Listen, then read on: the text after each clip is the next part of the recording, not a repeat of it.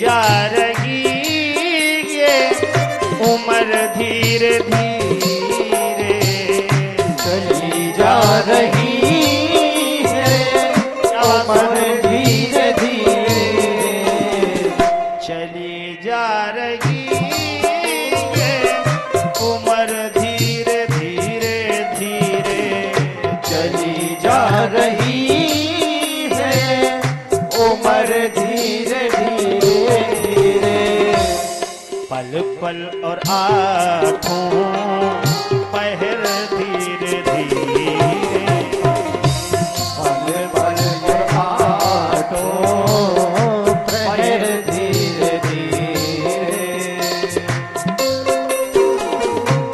सभी भक्त काली की सेवा करते हुए बोले भाग्य भेरी लाल की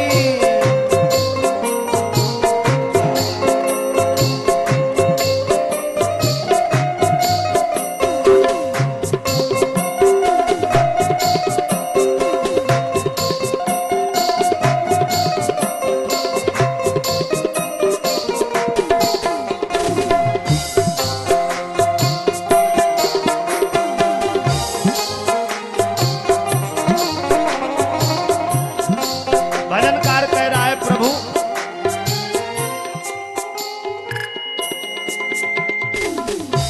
बचपन भी जाए जवानी भी जाए बचपन भी जाए जवानी भी जाए ये बचपन चला गया जवानी चली गई फिर क्या होगा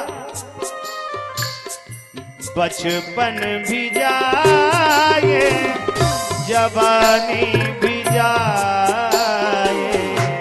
बचपन भी जाए जवानी भी जाए बुढ़ापे का होगा असर धीरे धीरे बुढ़ापे का होगा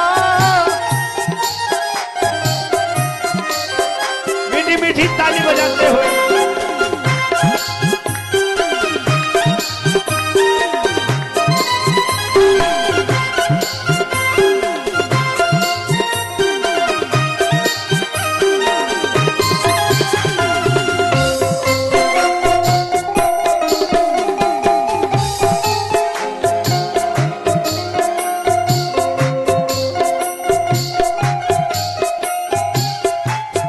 भजनकार बड़ी ही सुंदर बात कह रहा है वो तेरे हाथ पाँवों में बल ना रहेगा तेरे हाथ पाँव में बल न रहेगा जब बुढ़ापा आएगा ईमानदारी की बात मन बहुत होगा शंकर जी के मंदिर में कथा चल रही सुनाए बहुत मन करेगा कि कथा सुनाए लेकिन बुढ़ापे में पैर जवाब दे देंगे भैया अब हमसे चला नहीं जाता है मन बहुत होगा कथा सुनाए पैर साथ नहीं देंगे खटिया से नहीं उठ पा रहे हैं मन बहुत हो रहा है कान भी जवाब दे देंगे कानों से भी सुनाई नहीं पड़ रहा है आंख जवाब देगी आंखों से भी दिखाई नहीं पड़ रहा इसलिए तेरे हाथ पाँवों में बल ना रहेगा रहेगा तेरे हाथ पाँव में बल न रहेगा रहेगा झुकेगी तुम्हारी कमर धीरे धीरे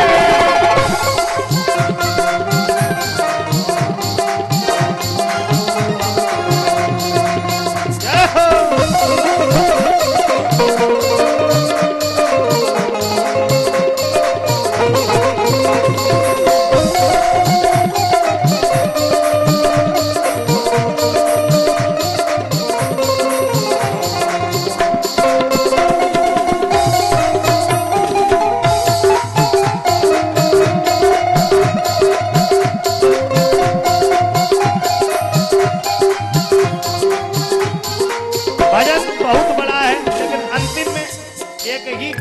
आप। बुराई से अपने मन को हटा ले, बुराई से अपने मन को हटा ले, बुराई से अपने मन को हटा ले, बुराई से अपने मन को हटा ले। जब बुराई आपके मन से हट जाएगी, सुधर जाए तेरा जीवन धीरे धीरे, जाए तेरा जीवन धीरे धीरे, जो करते रहोगे भजन धीरे धीरे, जो करते रहोगे भजन धीरे धीरे, मिल जाए राधा रमण धीरे धीरे।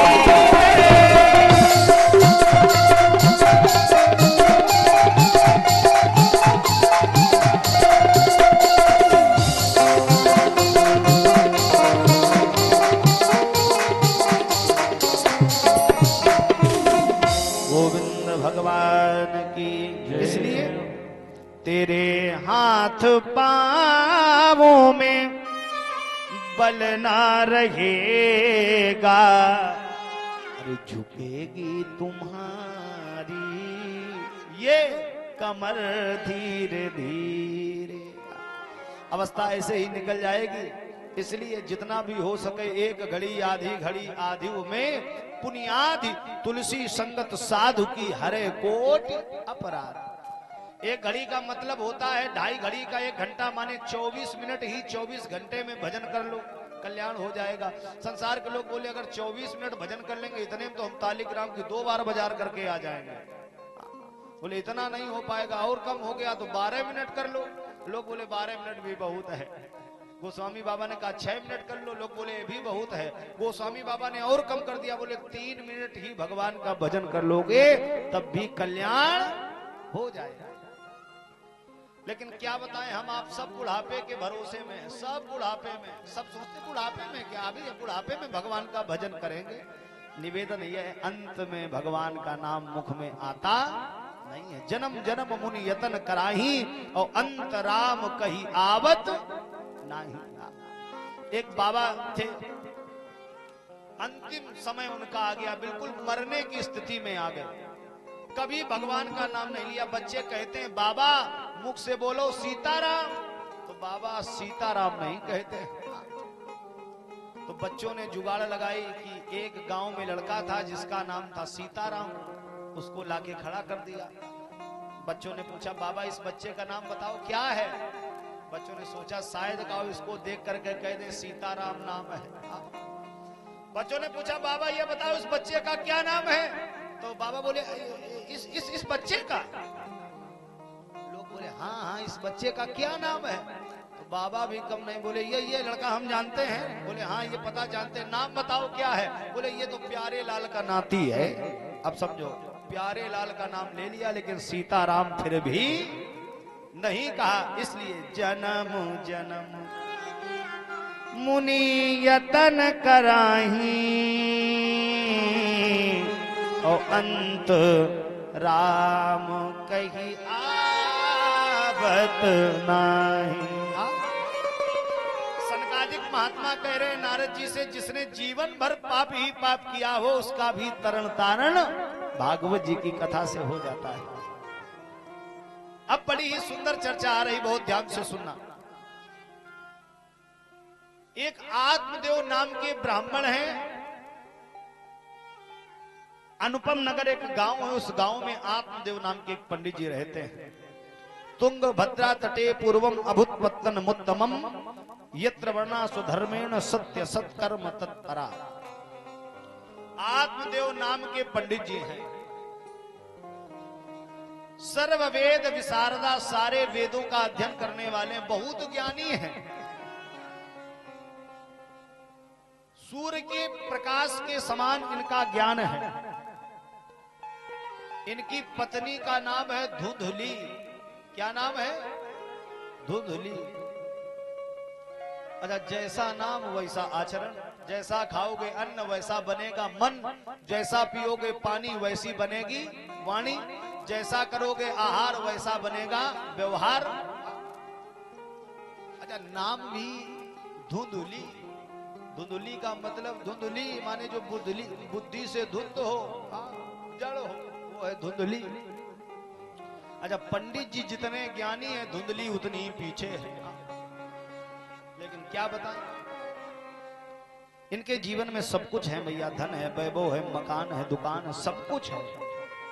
एक कमी है, इनके जीवन में कोई संतान नहीं है।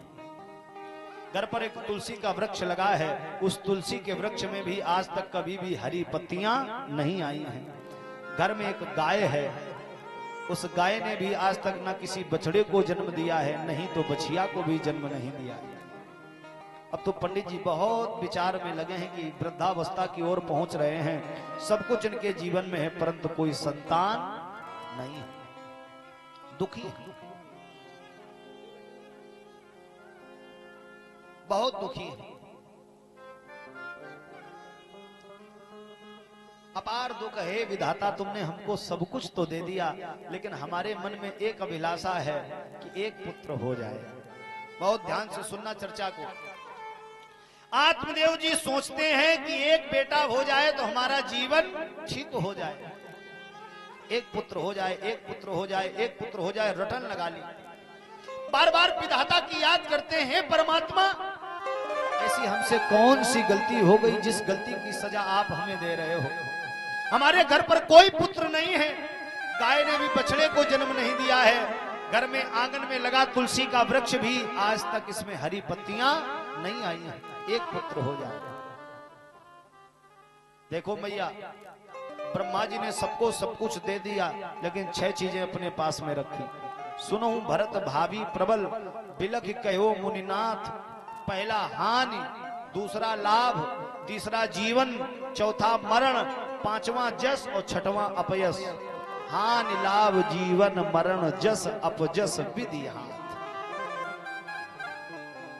समय से पहले और भाग्य से ज्यादा कभी किसी को कुछ मिल नहीं सकता है। और मैया, अगर आपके भाग्य में होगा तो दुनिया के किसी कोने में हो वो भाग करके आएगा, और जो आपके भाग्य में नहीं है वो आकर के भी भाग जाएगा।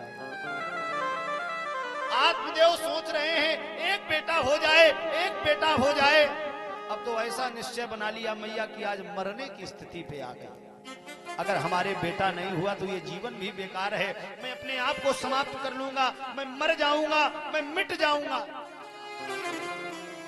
ऐसा निश्चय बना लिया आत्मदेव पंडित जी। पुत्र पुत्र की रटन लगाए हैं, आंखों से आंसू निकल रहे हैं मैया। सत्य है, घर चाहे जितना बड़ा हो, लेकिन घर में अगर बच्चों की किलकारी न गूंजे वो घर भी बेकार है। समाज बड़ी विडंबना वाली है मैया। समाज सामने भले ही ना कहे, लेकिन पीठ पीछे व्यक्ति को छोड़ती भी नहीं है। ईमानदारी से आज आत्मदेव पंडित जी जंगल में मरने के लिए आगे बढ़े। अरे हाय हाय, मैं अपने आप को समाप्त कर लूंगा, मैं मर जाऊंगा। बीचों बीच जंगल में एक कुआं बना है, उस कुएं में गिर करके अपने आप को समाप्त करना चाहते हैं। जैसे ही कुएं के अंदर छलांग लगाने का प्रयास किया, उसी समय महात्माओं का आगमन हो गया। महात्माओं ने पंडित जी के हाथों को पकड़ लिया और हाथों को पकड़ करके बाहर ले आए और कहने लगे, पंडित जी तुम मरने के लिए जा रहे हो, अपने आप को समाप्त क्यों करना चाहते हो, अपने आप को मिटाना क्यों चाहते हो? पंडित जी तुम तो आत्मज्ञानी हो, तुम्हें पता भी है आत्महत्या करना सबसे बड़ा पाप होता है। और सत्य है, ईमानदारी से आत्महत्या वही करते हैं जो संसार से लड़ नहीं पाते हैं, या यूं कहें आत्महत्या वही करते हैं जो संसार के संघर्षों का सामना नहीं कर पाते हैं। अरे जो संघर्ष का सामना कर लेता है उसी को सफलता मिलती है, और जो संघर्ष का सामना नहीं कर पाता है वही संसार में रह करके भी वो मरने के बराबर हो जाता है। इसलिए जीवन में संघर्ष बहुत जरूरी है। यहाँ पर वयोवृद्ध हमारे बैठे हैं। अरे जब तक सोने को तपाया नहीं जाता है तब तक सोना चमकता नहीं है। इसलिए अगर जीवन में हमें चमकना है, संसार में रह करके हमको चमकना है, तो सोने की तरीके पहले हमको तपना पड़ेगा। जब तक तपेंगे नहीं तब तक बिकेंगे नहीं। ईमानदारी की बात यह है भैया, आप भट्टे देखते हैं, भट्टे बने हैं, ईंटें बनती हैं, एक ही मिट्टी होती है, एक ही सांचा होता है। बताओ होता है कि नहीं? ना मिट्टी में अंतर है और ना सांचे में अंतर है। कोई अंतर है? एक ही मिट्टी होती है, एक ही सांचा होता है। एक साथ ईंटों को भट्टे के अंदर डाला जाता है कि नहीं? बहुत ध्यान से सुनना। एक साथ ईंटों को अंदर डाला जाता है, एक ही सांचा है, एक ही मिट्टी है, एक ही आग है। ऐसा नहीं कि अलग अलग आग हो, एक ही आग है, एक साथ डाला गया। लेकिन जब वो बाहर निकल के आई, ईंटों में क्वालिटियां बन गई। अंदर डाली गई थी तो सब बराबर थी, लेकिन जब बाहर निकली तो सब में क्वालिटियां बनी। कोई अद्धा बना, कोई पौवा, कोई लाल पेटी, कोई सीधा खंजर। बना कि नहीं बना? बना। कहने का मतलब यह है, जो जितना ज्यादा तपा वो उतना महंगा बिका, और जिसमें आग कम लगी वो उतना सस्ता बिका। ये जीवन संघर्ष का है। जो जितना ज्यादा संघर्ष करेगा सफलता उसी को मिलेगी। अरे ये जीवन संघर्ष जीवन का पर्याय है। अरे चुनौती भरा एक अध्याय है। अरे मिल करके संघर्ष करना पड़ेगा। आज पंडित जी को महात्मा समझा रहे हैं, तुम मरने के लिए जा रहे हो, आत्महत्या करने जा रहे हो। आत्महत्या करना सबसे बड़ा पाप होता है। आत्मदेव जी महात्माओं से कहने लगे, मरे नहीं तो क्या करें? अरे हमारे जीवन में क्या संतान न होगी? मैं तो चाहता हूं महात्माओं, एक बेटा हो जाए, एक बेटा हो जाए, एक पुत्र हो जाए। महात्माओं ने बहुत सुंदर समझाया कि पंडित जी, पुत्र को क्यों पाना चाहते हो, बेटे को क्यों पाना चाहते हो? तो पंडित जी ने कहा, महात्मा जी मैंने सुना है बेटों के द्वारा पिता का नाम आगे बढ़ता है। महात्माओं ने समझाया, नहीं नहीं, ये तुम्हारी गलत सोच है। कोई किसी का नाम आगे नहीं बढ़ाता है। ये कर्म भूमि है। जो जैसा कर्म करता है व्यक्ति अपने कर्मों के अनुसार अपना नाम बढ़ाता है और अपना नाम घटाता है। हम आप भी यही रटन लगाते हैं, पुत्र हो जाए, पुत्र हो जाए, पुत्र के द्वारा ही पिता का नाम आगे बढ़ता है। लेकिन विचार करो आप, क्या सचमुच में बेटा नाम आगे बढ़ाता है? नहीं बढ़ाता है। अच्छा बताओ, पिता की मृत्यु हो जाती है, जब पिता की मृत्यु हो जाती, देहावसान हो जाता, बेटा सबसे पहले तहसील में रजिस्टर ऑफिस में पहुंचता, वो कहता से खितवा खितौनी से हमारे पिता का नाम हटाओ, हमारा नाम। अच्छा बताओ, कहता कि नहीं? तो नाम बढ़ा रहा है कि घटा रहा है? कोई किसी का नाम आगे नहीं बढ़ाता है भैया। को न का सुख दुख करीदाता, अरे निज कृत कर्म भोग सब भ्राता। अरे कोई किसी का नाम आगे नहीं बढ़ाता है।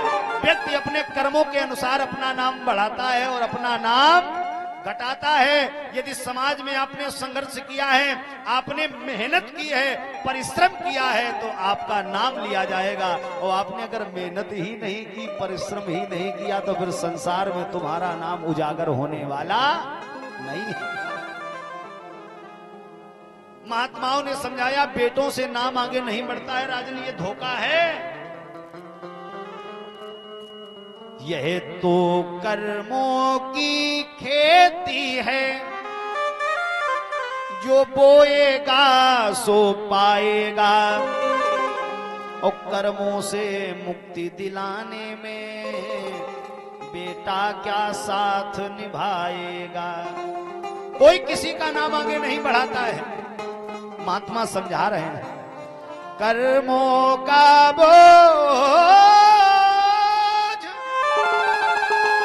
उठाने में बेकार से काम नहीं चलता। हे ब्राह्मण ये एक धोखा है, बेटों से नाम नहीं चलता। लेकिन पंडित जी को बहुत समझाया, लेकिन पंडित जी महात्माओं के चरणों में गिर पड़े और महात्मा के चरणों में गिर करके कहने लगे, महात्मा जी तुम्हारी बात भी मैं स्वीकार कर रहा हूं, लेकिन मैंने भी सुना है, सुनता हूं जो पापी अपने जीवन में पुत्र ना पाते हैं, अरे वे स्वयं नरक में जाते हैं और पुरखों को ले जाते हैं। इसलिए महात्मा जी अब आपके दर्शन हो गए हैं, हाँ तो मुझे विश्वास है मेरे संतान भी हो जाएगी। इसलिए महात्मा जी कृपा कर दो। हाँ संत के चरणों में लिपट गए। हाँ संतों का स्वभाव बड़ा दयालु होता है। संतों ने पंडित जी के मस्तक की रेखा को देखा और मस्तक की रेखा को देख करके 7 जन्मों का भविष्य जान लिया। श्रणु विप्रमया ते प्रारब्धम तु विलोकितम, सप्त जन्मावधि तब पुत्रो नैव च नैव च। महात्माओं ने पंडित जी की भाग्य की रेखा को देखा तो जान लिया एक जन्म की बात कौन कहे, पंडित जी के तो 7 जन्मों तक कोई संतान नहीं है। 7 जन्मों तक कोई संतान नहीं है। लेकिन फिर भी महात्माओं को दया आ गई। महात्माओं ने एक फल लिया, फल को अभिमंत्रित किया मंत्र के माध्यम से और पंडित जी को दे दिया। और पंडित जी को दे दिया और कहा सुनो, इदम भक्ष्य पत्नात्वम तथा पुत्रो भविष्यति, ये वाला जो फल है ये ले जाना और अपनी पत्नी को खिला देना और इससे संतान अवश्य होगी। अब तो पंडित जी बहुत प्रसन्न हो गए, इतने खुश हो गए, महात्माओं को प्रणाम किया और चलने लगे। और जब चलने लगे तो महात्माओं ने कहा सुनो, ऐसा नहीं कि बस फल खा लिया और संतान हो जाएगी, नहीं नहीं नहीं, रुको रुको रुको, नियम भी है कुछ। हाँ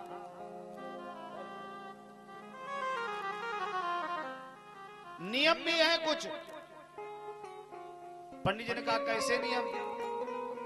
महात्माओं ने कहा सुनो, जो इस फल को खाएगा, मतलब तुम्हारी पत्नी खाएगी, तो जो इस फल को खाएगा सबसे पहली बात यह है कि उसको कभी भी झूठ नहीं बोलना है।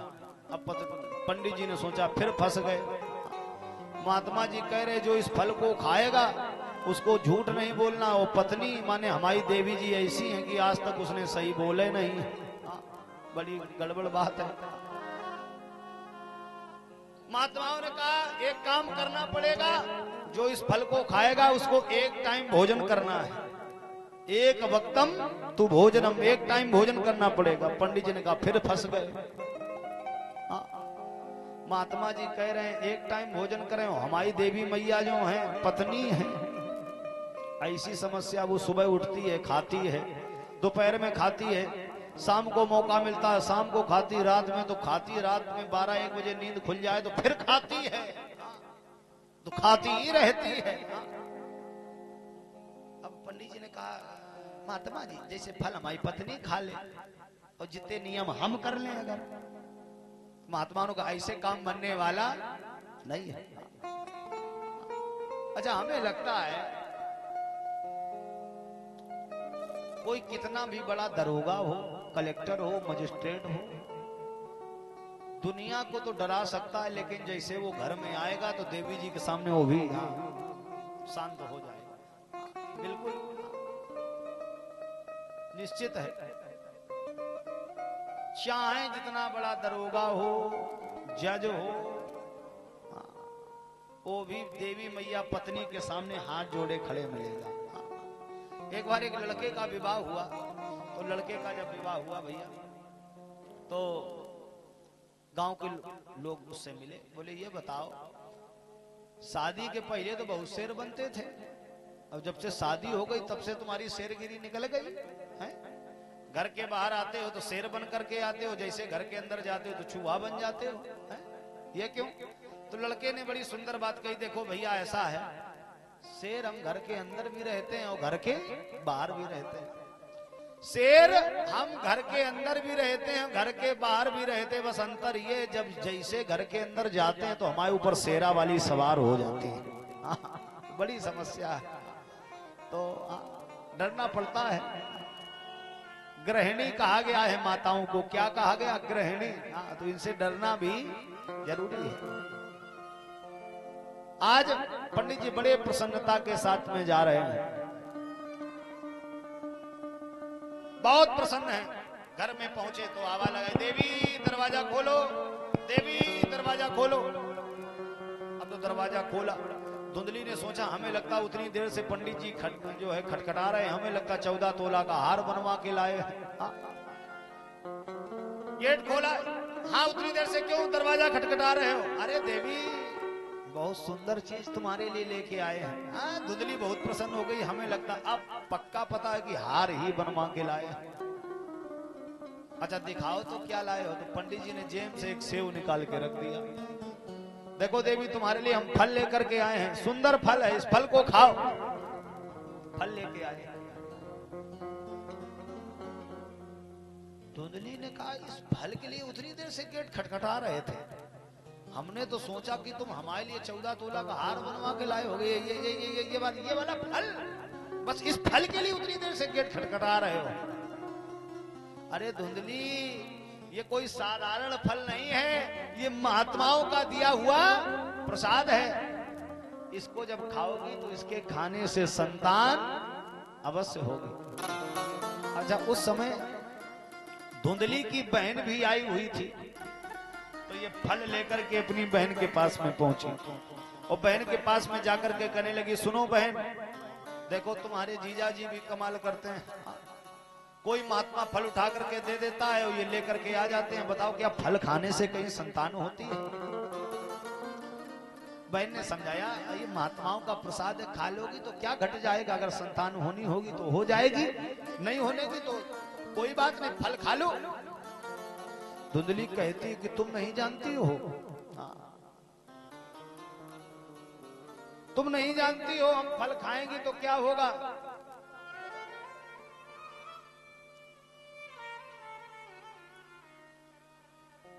मान लो फल खा लिया और फल खाएंगी तो हमारा गर्भ बड़ा हो जाएगा, उदर बड़ा हो जाएगा। फल भक्षेण गर्भस्याद गर्भेणो दर वृद्धिता। जब फल खाएंगी तो उदर बड़ा हो जाएगा, पेट बड़ा हो जाएगा। पता भी है हम घर के काम नहीं कर पाएंगे। तो बहन ने समझाया जब ऐसी समस्या आवे तो अपने घर में ननद को बुलवा लेना, ननद तुम्हारा सारा कार्य करती रहेगी। धुंधली बोली नहीं नहीं नहीं, तुम नहीं जानती, ननद हमारी बड़ी चोटी है, हम पता चल लेटे रहे, हमारे घर का जितना भी सामान है सब ननद लेके 9 2 11 हो गई। तब अब तो धुंधली ने कहा चलो मान ले हमारा उदर बड़ा हो जाएगा। दैवात घाटी ब्रजेत ग्रामे पलायत गर्भणी कथम। मान लो गांव में आग लग गई, अरे बहन सब तो भाग जाएंगे लेकिन हमको जलना पड़ेगा, इसलिए फल नहीं खाएंगे। इसने लाख बहाने बनाए मैया, फल ना खाने के लाख बहाने बनाए। अंत में धुंधली की बहन ने समझाया ठीक है, अगर तुम फल नहीं खाना चाहती हो मत खाओ, ये वाला फल अपनी गाय को खिला दो। और रही बात संतान की, हमारे घर पर संतानें बहुत हैं, एक हमारे गर्भ में पल रही, यही वाली संतान हम तुमको चुपचाप दे देंगे। वही हुआ, भगवान की कृपा हुई, समय बढ़ा, धुंधली के बहन के यहाँ पर एक बेटा हुआ। रातों रात वो बेटा धुंधली के पास में लाया गया। प्रातः काल वेला हुई, आत्मदेव पंडित जी को कह दिया गया, पंडित जी बधाई हो, आपको बेटा हुआ है। पंडित जी को ये नहीं पता कि ये हमारी संतान नहीं है। पंडित जी ने बहुत सा दान दक्षिणा, बहुत सा दान बांटा, जो भी दरवाजे पर आया सबको कुछ ना कुछ भेंट दी। समय बढ़ा मैया, जिस गाय ने फल को खाया था वो महात्माओं का फल था, तो आज उस फल के प्रभाव से गाय ने ना तो बछड़े को जन्म दिया ना तो बछिया को जन्म दिया, उस गाय ने भी एक सुंदर बालक को जन्म दिया। उस बालक का नाम गोकर्ण पड़ा। बोलिए गोकर्ण जी महाराज की। गोकर्ण माने गौ इव कर्णा यश सा गोकर्णा, माने जिसके कान गाय के समान हो वो है गोकर्ण जी महाराज। पूरा शरीर तो मानव का है लेकिन कान जो है वो गाय के हैं, इसलिए गोकर्ण नाम पड़ा। अब बहुत ध्यान से चर्चा सुनना। अब समय जब बढ़ा थोड़ा सा, और जब थोड़ा सा समय बढ़ा तो बच्चे बड़े हुए। जब दोनों बालक बड़े हुए, एक गाय का बेटा और एक धुंधली का बेटा, तो आत्मदेव पंडित जी ने अपनी पत्नी से कहा, देवी एक काम करो कि किसी आचार्य ब्राह्मण को बुलवा करके बच्चे का नामकरण संस्कार कराओ।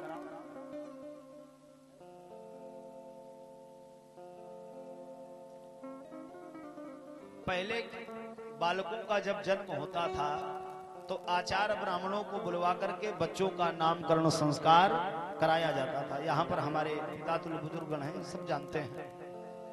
पहले आचार्य ब्राह्मण को बुलवा करके बच्चे का नाम करण किया जाता था।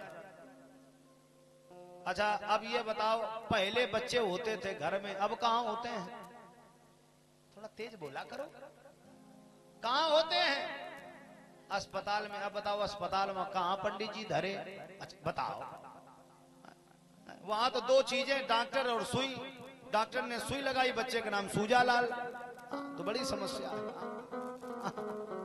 होरी में हो गए होरी लाल, दीपावली में दिवारी लाल, करवा चौथ का कौनो पता ही नहीं है। बड़ी समस्या है। पहले आचार्य ब्राह्मण को बुलवा करके बच्चों का नामकरण संस्कार कराया जाता था। और जब आचार्य ब्राह्मण तिथि वार नक्षत्र योग देख करके नामकरण करते थे तो नाम की महिमा हो जाती थी। और नाम भले ही आप आचार्य ब्राह्मण से न रखवाएं, लेकिन हम एक निवेदन करें, इसको आप स्वीकार करें। जब आपके घर में बालक होवे, या बेटी हो या बेटा होवे, तो सदैव बच्चों के नाम भगवान के नाम पर ही रखने चाहिए। यहाँ पर जितने भी हमारे बुजुर्गगण हैं, पहली बात तो इनके नाम 2 अक्षर के नहीं होंगे, 5-7 अक्षर के होते थे। दीन दयाल, प्रभु दयाल, राम केश, दीन शंकर, हरि शंकर, ऐसे नाम हुआ करते थे। माताओं के नाम देवियों के नाम पर होते थे। अब ईमानदारी की बात तो यह है भैया, अब सब टीवी सीरियल देख रहे हैं। जैसा हीरो का नाम हो वैसे बच्चे का नाम हो। अब समझो, हीरो कहाँ आजकल पैर छू रहे हैं? हीरो तो जो है माता पिता को लाठी मार रहे हैं। जब बच्चों का नाम हीरो के नाम पर रखोगे तो उनके अंदर आचरण भी वैसे ही आएंगे। यहाँ पर विचार करने का विषय है, बहुत गंभीरता से सुनना। बच्चों के नाम सदैव भगवान के नाम पर रखें। आप भगवान की भक्ति करें या न करें, भगवान का नाम लें या न लें, भगवान की पूजा करें या न करें, लेकिन आपने अगर अपने बच्चे का नाम राम रखा है, अगर आपने अपने बेटे का नाम श्याम रखा है, तो बच्चे के नाम के सहारे दिन में 2 बार, 10 बार, 20 बार कम से कम भगवान का नाम तो उच्चारण होगा कि नहीं?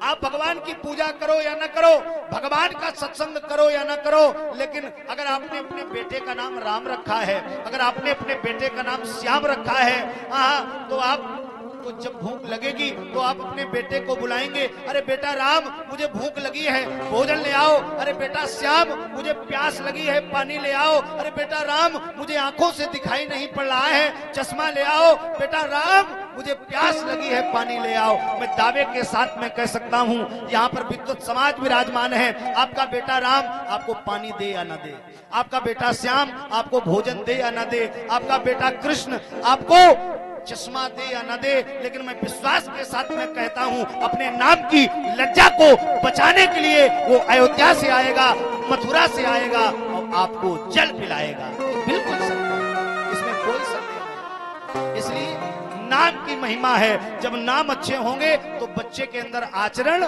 खुद ब खुद अच्छे होंगे।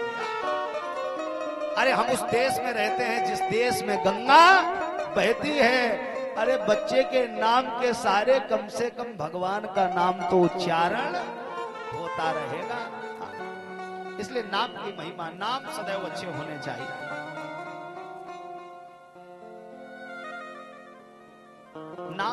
जब अच्छे होंगे तो बच्चे के अंदर आचरण खुद व खुद अच्छे होंगे। हम तो उस देश में रहते हैं जिस देश में गंगा बहती है, हम तो उस देश में रहते हैं जिस देश में संस्कारों की पढ़ाई पढ़ाई जाती है। जब पिता कुर्सी पर बैठता है तो बेटा फिर कुर्सी पर बैठता नहीं है। बेटा और पिता कभी भी बराबरी नहीं करते। हम उस देश में रहते हैं जहां पर भारत की नारियों को देवियों की उपाधि दी जाती है। हम उस देश में रहते हैं जहां पर एक नदी को माता के नाम से संबोधन किया जाता है। हम उस देश में रहते हैं। अरे हम उस देश में रहते हैं जिस देश के नाम के आगे माता का संबोधन किया जाता है। नारी निंदा ना करो, नारी नर की खान, नारी से नर होत हैं ध्रुव प्रहलाद समान। इसलिए नाम अच्छे होने चाहिए। तो हम तो कथा के माध्यम से कहेंगे, जब भी घर में बालक का जन्म हो, बेटी का जन्म हो, तो सदैव भगवान के नाम पर ही बच्चों के नाम रखें। बोलिए गोविंद भगवान की। आज नाम की महिमा रखी गई।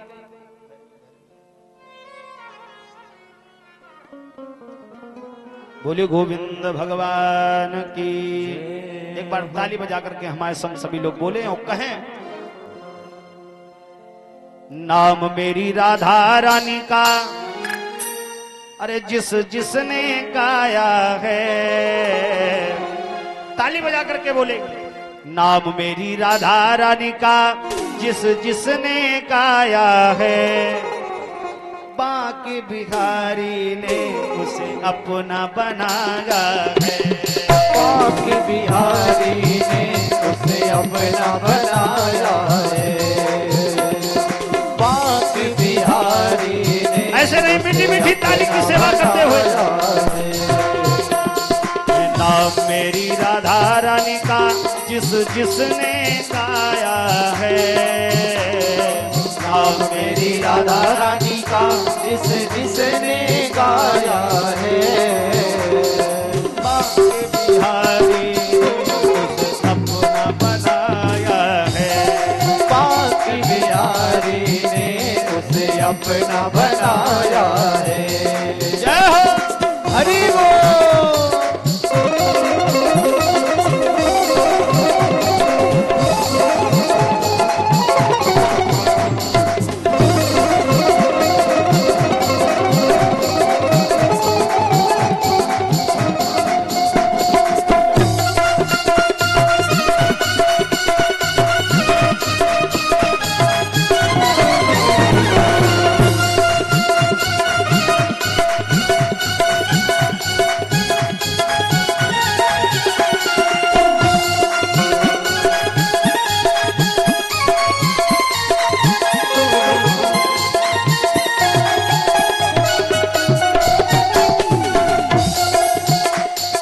नाम मेरी राधा रानी का जिस जिसने गाया है।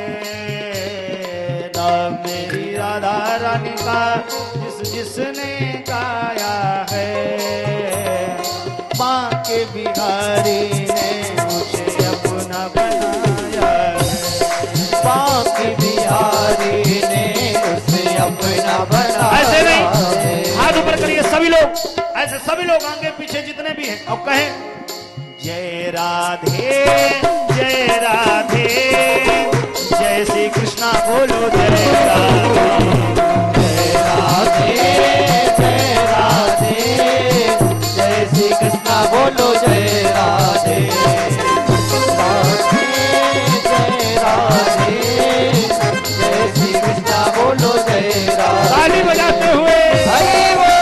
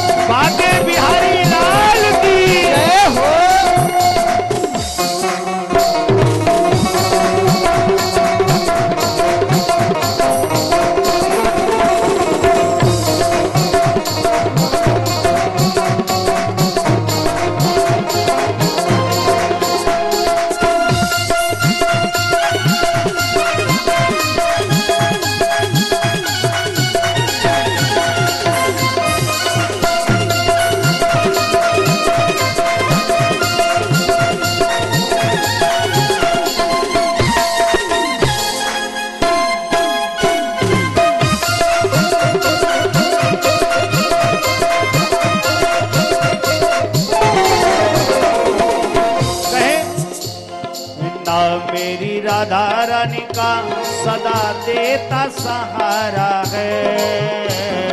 नाम मेरी राधा रानी का सदा देता सहारा है। तू भी एक बार जप ले यह नाम बड़ा प्यारा है। तू भी एक बार जप ले यह नाम बड़ा प्यारा है। देखिए ईमानदारी से भगवान का नाम बड़े ही भाग से मुख में आता है, इसलिए नाम मेरी राधा रानी का सदा देता सहारा है। नाम मेरी राधा रानी का सदा देता सहारा है। तू भी एक बार जप ले। कोई कोई तो एकदम ऐसे बोल रहा है जैसे बिल्कुल हॉस्पिटल से अभी अभी निकल के आए। ईमानदारी से आवाज ईमानदारी से जेके भैया आ ही नहीं रही, मुंह इतना चल रहा डब्बा की तरीके। आप समझो आवाज बिल्कुल नहीं है, थोड़ा तेज बोलो। जय राधे जय राधे जय श्री कृष्णा बोलो जय राधे जय राधे।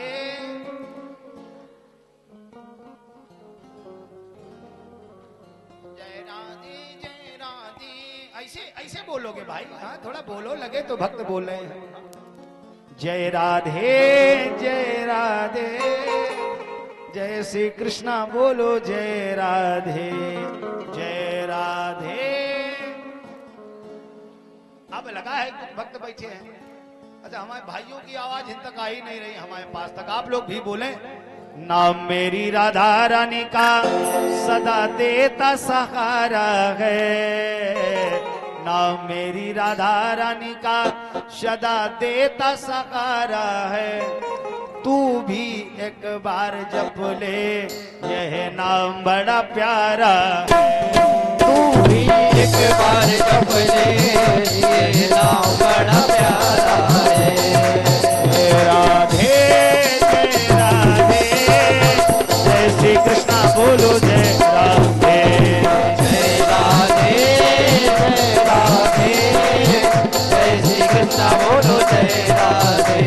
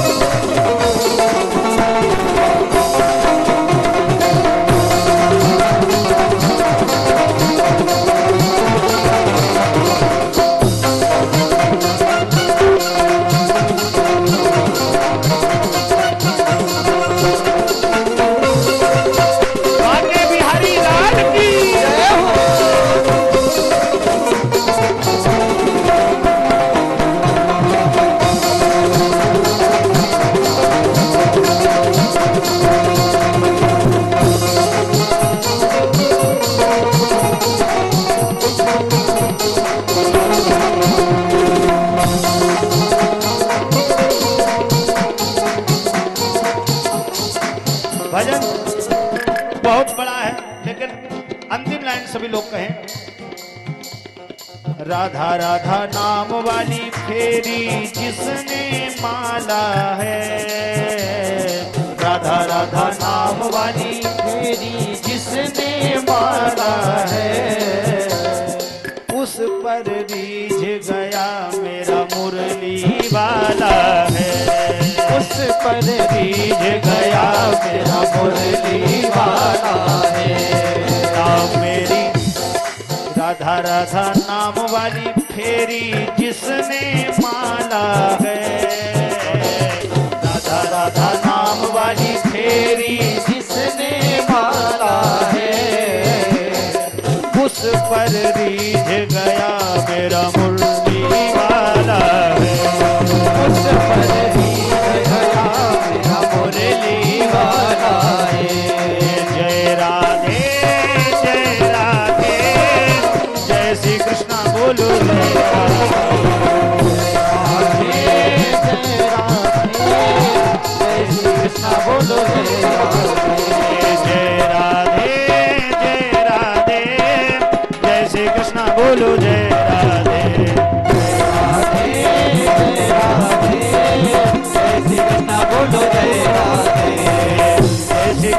बोलो जय राधे, जय श्री कृष्ण बोलो जय राधे, जय राधे जय राधे, जय राधे जय राधे, राधे राधे राधे राधे राधे राधे राधे राधे राधे जय राधे जय राधे, जय श्री कृष्ण बोलो जय राधे, जय राधे जय राधे, जय श्री कृष्ण बोलो जय राधे, राधे जय राधे, जय श्री कृष्ण बोलो जय राधे, जय राधे जय राधे, जय श्री कृष्ण बोलो जय राधे, राधे।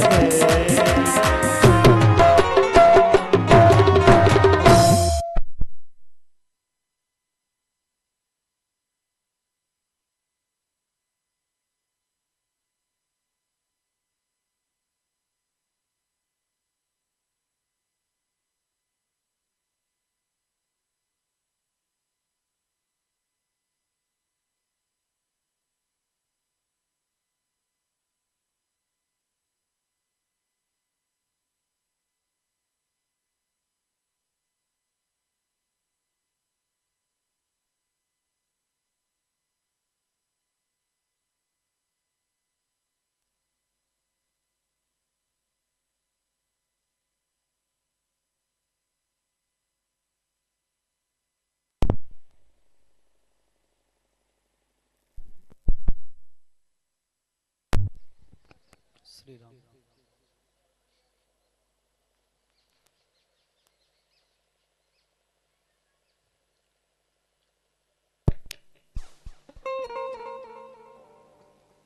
बोले गोविंद भगवान की।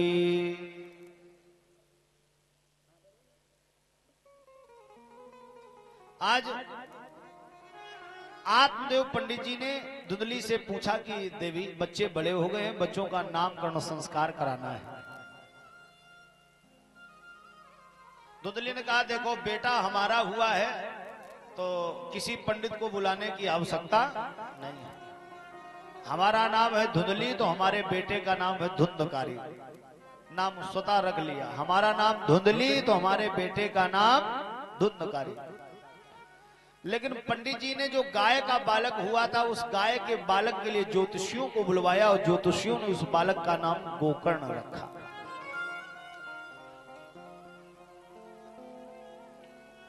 दोनों बालकों में बड़ा अंतर है। एक बालक कुसंगत में पड़ गया, एक संगत में पड़ गया। देखो संगत का बहुत बड़ा प्रभाव होता है। 10 आम अच्छे रखे हों और एक सड़ा हुआ आम अगर उन फल की डलिया में रख दिया जाए तो 10 आमों को वो खराब कर देता है। संगत के प्रभाव से गुण अच्छे आते हैं और कुसंगत के प्रभाव से गुण बेकार हो जाते हैं, अवगुण आने लगते हैं। दोनों में अंतर है। बेटे का नाम धुंधकारी, ये धुंधली ने बतलाया है एवं उस गौ के बछड़े का गोकर्ण नाम ठहराया है। आज दोनों बालकों में अंतर हो गया। धुंधकारी कुसंगत में पड़ गया और गोकर्ण जी महाराज सुबह से शाम तक पूजा पाठ भजन करते हैं, अर्चन करते हैं, वंदन करते हैं, भगवान की आराधना करते हैं। कियत कालीन तो जातो तरुणो तनिया बुभो गोकर्णो पंडितो ज्ञानी धुंधकारी महाखला। दोनों बालकों में अंतर हो गया। गोकर्ण जी महाराज सुबह से शाम तक भगवान की आराधना करते हैं, पूजन करते हैं, पाठ करते हैं, अर्चन करते हैं, वंदन करते हैं।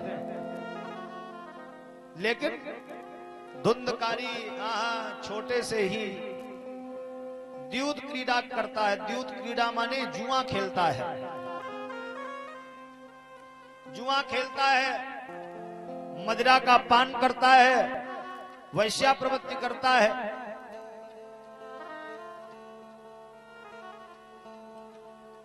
एक दिन घर में आया धुंधकारी और मदिरा पिए था, मदिरा का पान करके आया और अपने पिताजी से कहा पिताजी हमें और धन दे दो।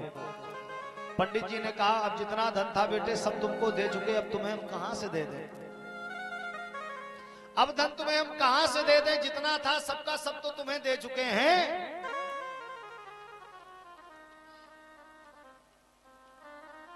अब तो इस धुंधकारी ने मदिरा का पान की है अपने पिता पर फटकार लगा दी, और जब पिता पर फटकार लगाई तो आत्मदेव पंडित जी के आंसू निकलने लगे आंखों से, और मन में विचार करने लगे आहा वो महात्मा सही कह रहे थे, वो महात्मा सही कह रहे थे कि जिन बेटे के लिए तुम मरने के लिए आए हो, बेटा हो जाने के बाद भी तुम मरने के लिए ही आओगे। हाँ?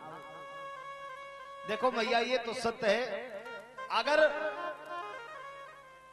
पिता अपने बेटे के लिए, बहुत एक एक शब्द को सुनना, एक पिता अपने बेटे के लिए, बेटे के हक के लिए संसार से लड़ सकता है।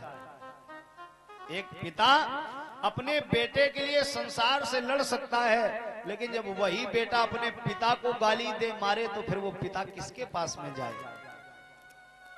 वही हाल आत्मदेव का है, धुंधकारी मारता है, पीटता है, गाली देता है। आत्मदेव जी एकांत में बैठे हैं, एकांत में बैठे हैं, रोने लगे, आंसू बहा रहे हैं, रो रहे हैं। उसी समय गाय का जो बालक है जिसका नाम है गोकर्ण, गोकर्ण जी महाराज आ गए, और गोकर्ण जी महाराज आए और पिताजी से कहने लगे पिताजी अभी भी कुछ बिगड़ा नहीं है, जब जागो तभी सवेरा है। ये हाड़ मांस का शरीर है, इससे मोह करने से लाभ नहीं है। देहेंस्ति मांस रुधिरे भिमतिं त्यजत्वन् जाया सुतादिषु सदा ममतां विमुञ्च पश्यानिशं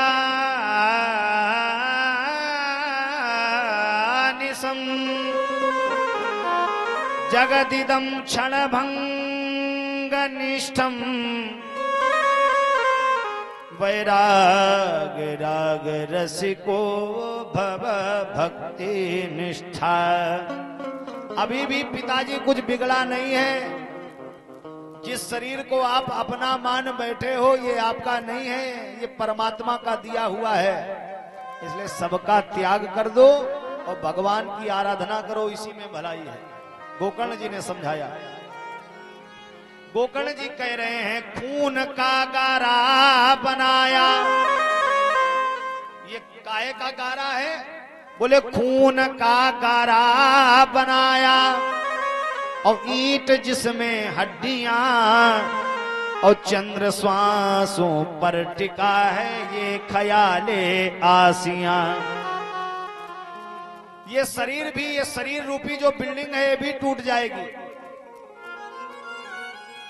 मौत की पुरजोर आंधी जब इससे टकराएगी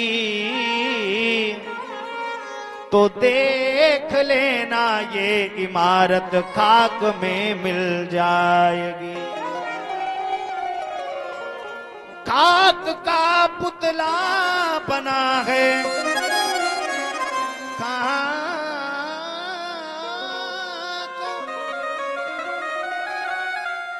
खाक का पुतला बना है और खाक दामन गिर है और लो मेरी तुमसे लगी बाकी मेरी तकदीर है।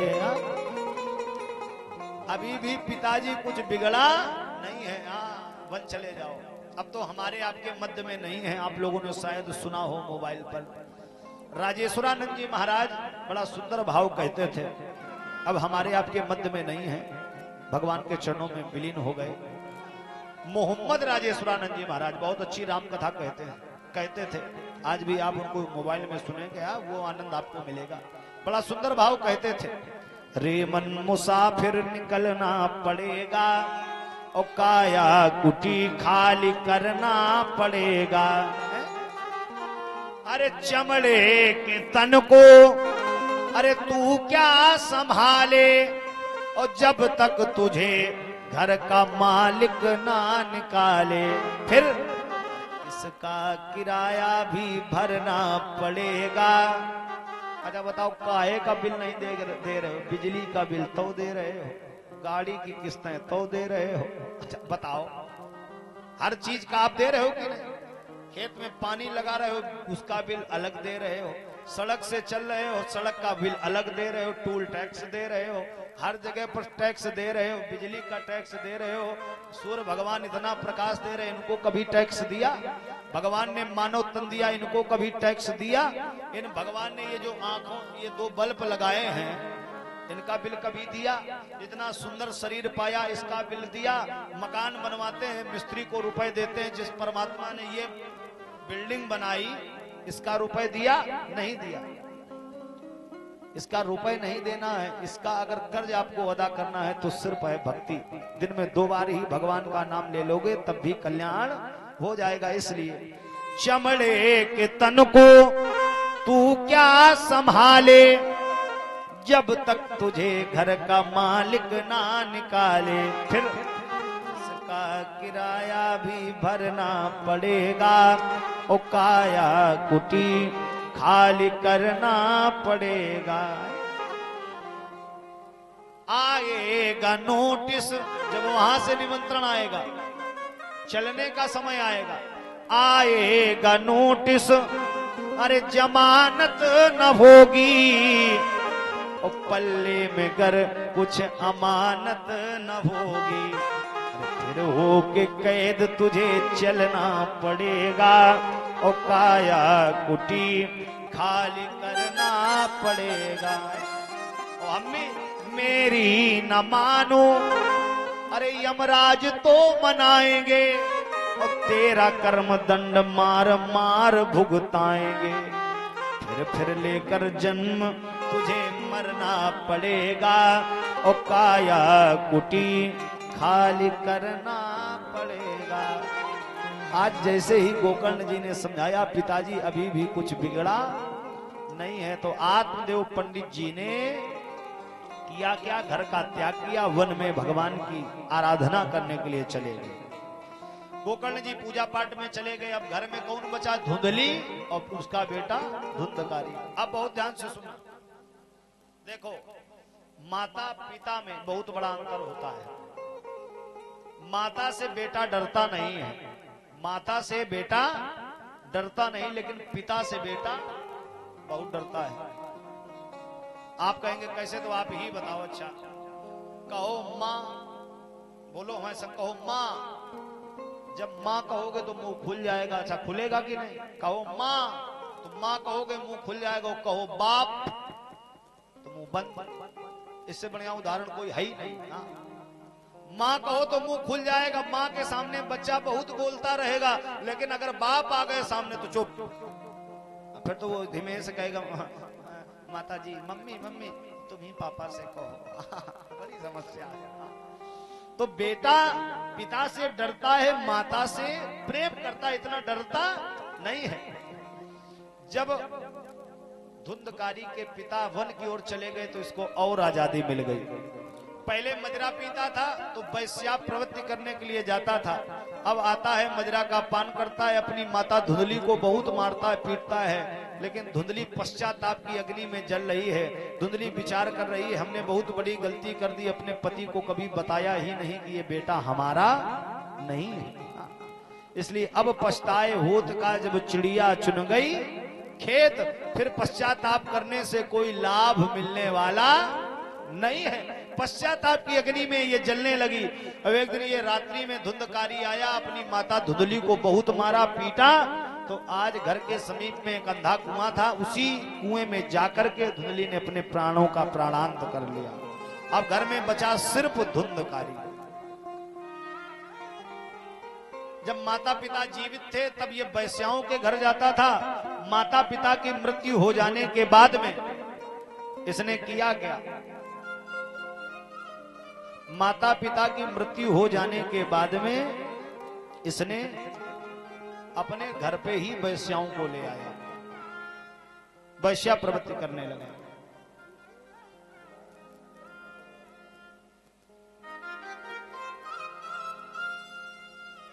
निवेदन है पहले ये वैश्याओं के घर जाता था, अब वैश्याओं को ही अपने घर में ले आया है। और सिद्धांत कहता है, अरे उनकी यूं ही दुर्गति होगी, अरे जिनकी प्यारी वैश्या होगी। उनकी यूं ही दुर्गति होगी, जिनकी प्यारी वैश्या होगी।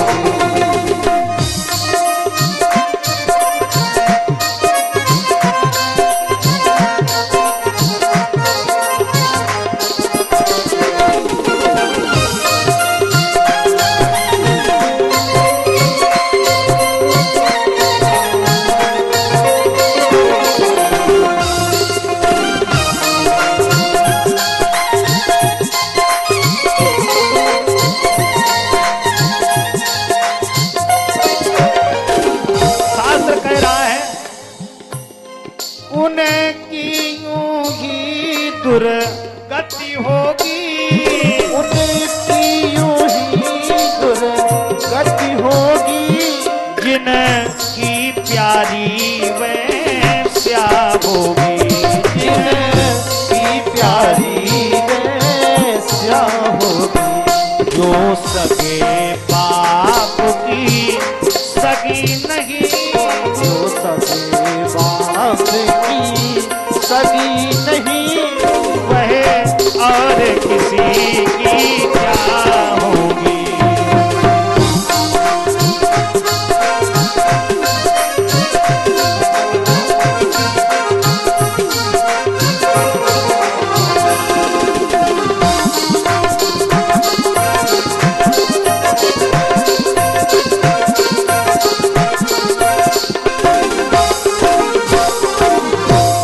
सिद्धांत है, जो जीवन में वैश्या प्रवृत्ति करता है तो सिद्धांत कहता है उनकी यूं ही दुर्गति होगी, जिनकी प्यारी वैश्या होगी। और जो सगे पिता की सगी नहीं, वह और किसी की क्या होगी। आज वैश्या प्रवृत्ति करता है, घर में 3 वैश्याओं को अपने घर पर ले आया। अब समय बढ़ा मैया, दिनों दिन इसकी चोरियां बढ़ने लगी। देखो, जब एक व्यसन होता है तो एक व्यसन के संकर 2-4 व्यसन और अपने आप आ जाते हैं।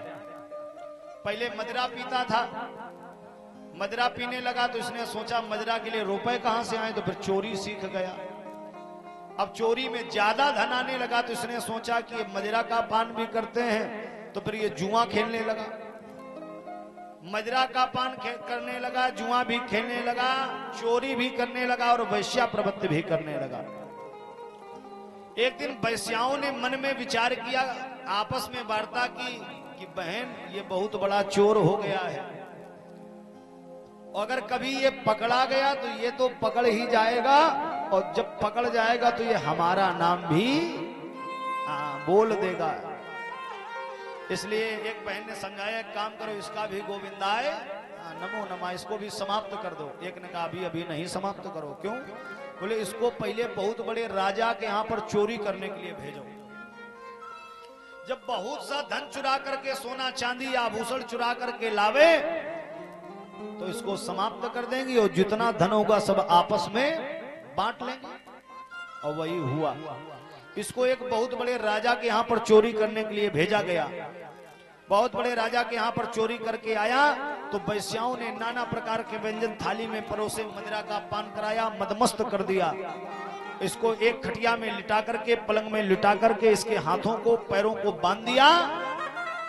ईमानदारी से तप्तांगार समूहाश्च तन मुखे ही विचिक्षुः, इसके मुख में जलते हुए आग के अंगारे डाल करके इसको समाप्त कर दिया।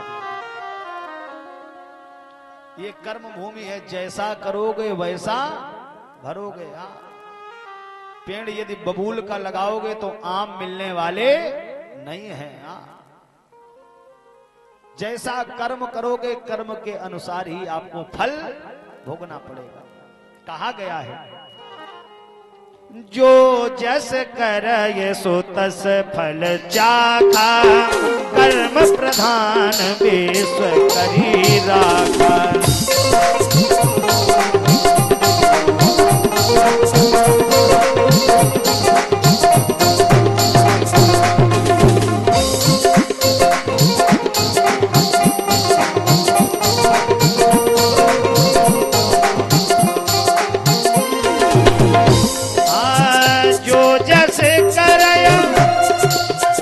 तस फल चाखा,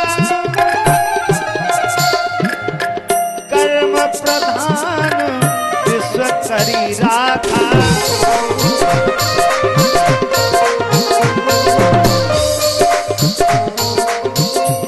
इसीलिए ये संसार कर्म भूमि है।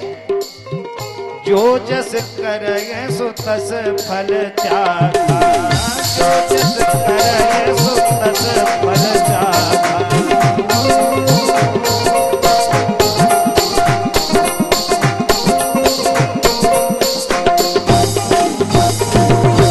ये कर्म भूमि है। जो जस करे सो तस फल चाखा, जो जैसा करता है उसे वैसा ही भोगना पड़ता है। इसके मुख में जलते हुए आग के अंगारे डालकर के इस धुंधकारी को समाप्त कर दिया। रात में जितना भी धन था सब आपस में वैश्याओं ने बराबर किया, और जितना धन था सबका सब बराबर करके धन सबकी सब वैश्याएं नगर को छोड़ करके चली गई।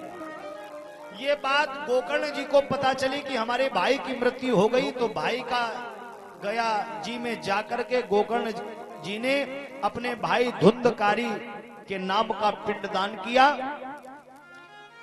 और जब लौट करके अपने घर में आए तो रात्रि में विश्राम कर रहे थे। देखा क्या,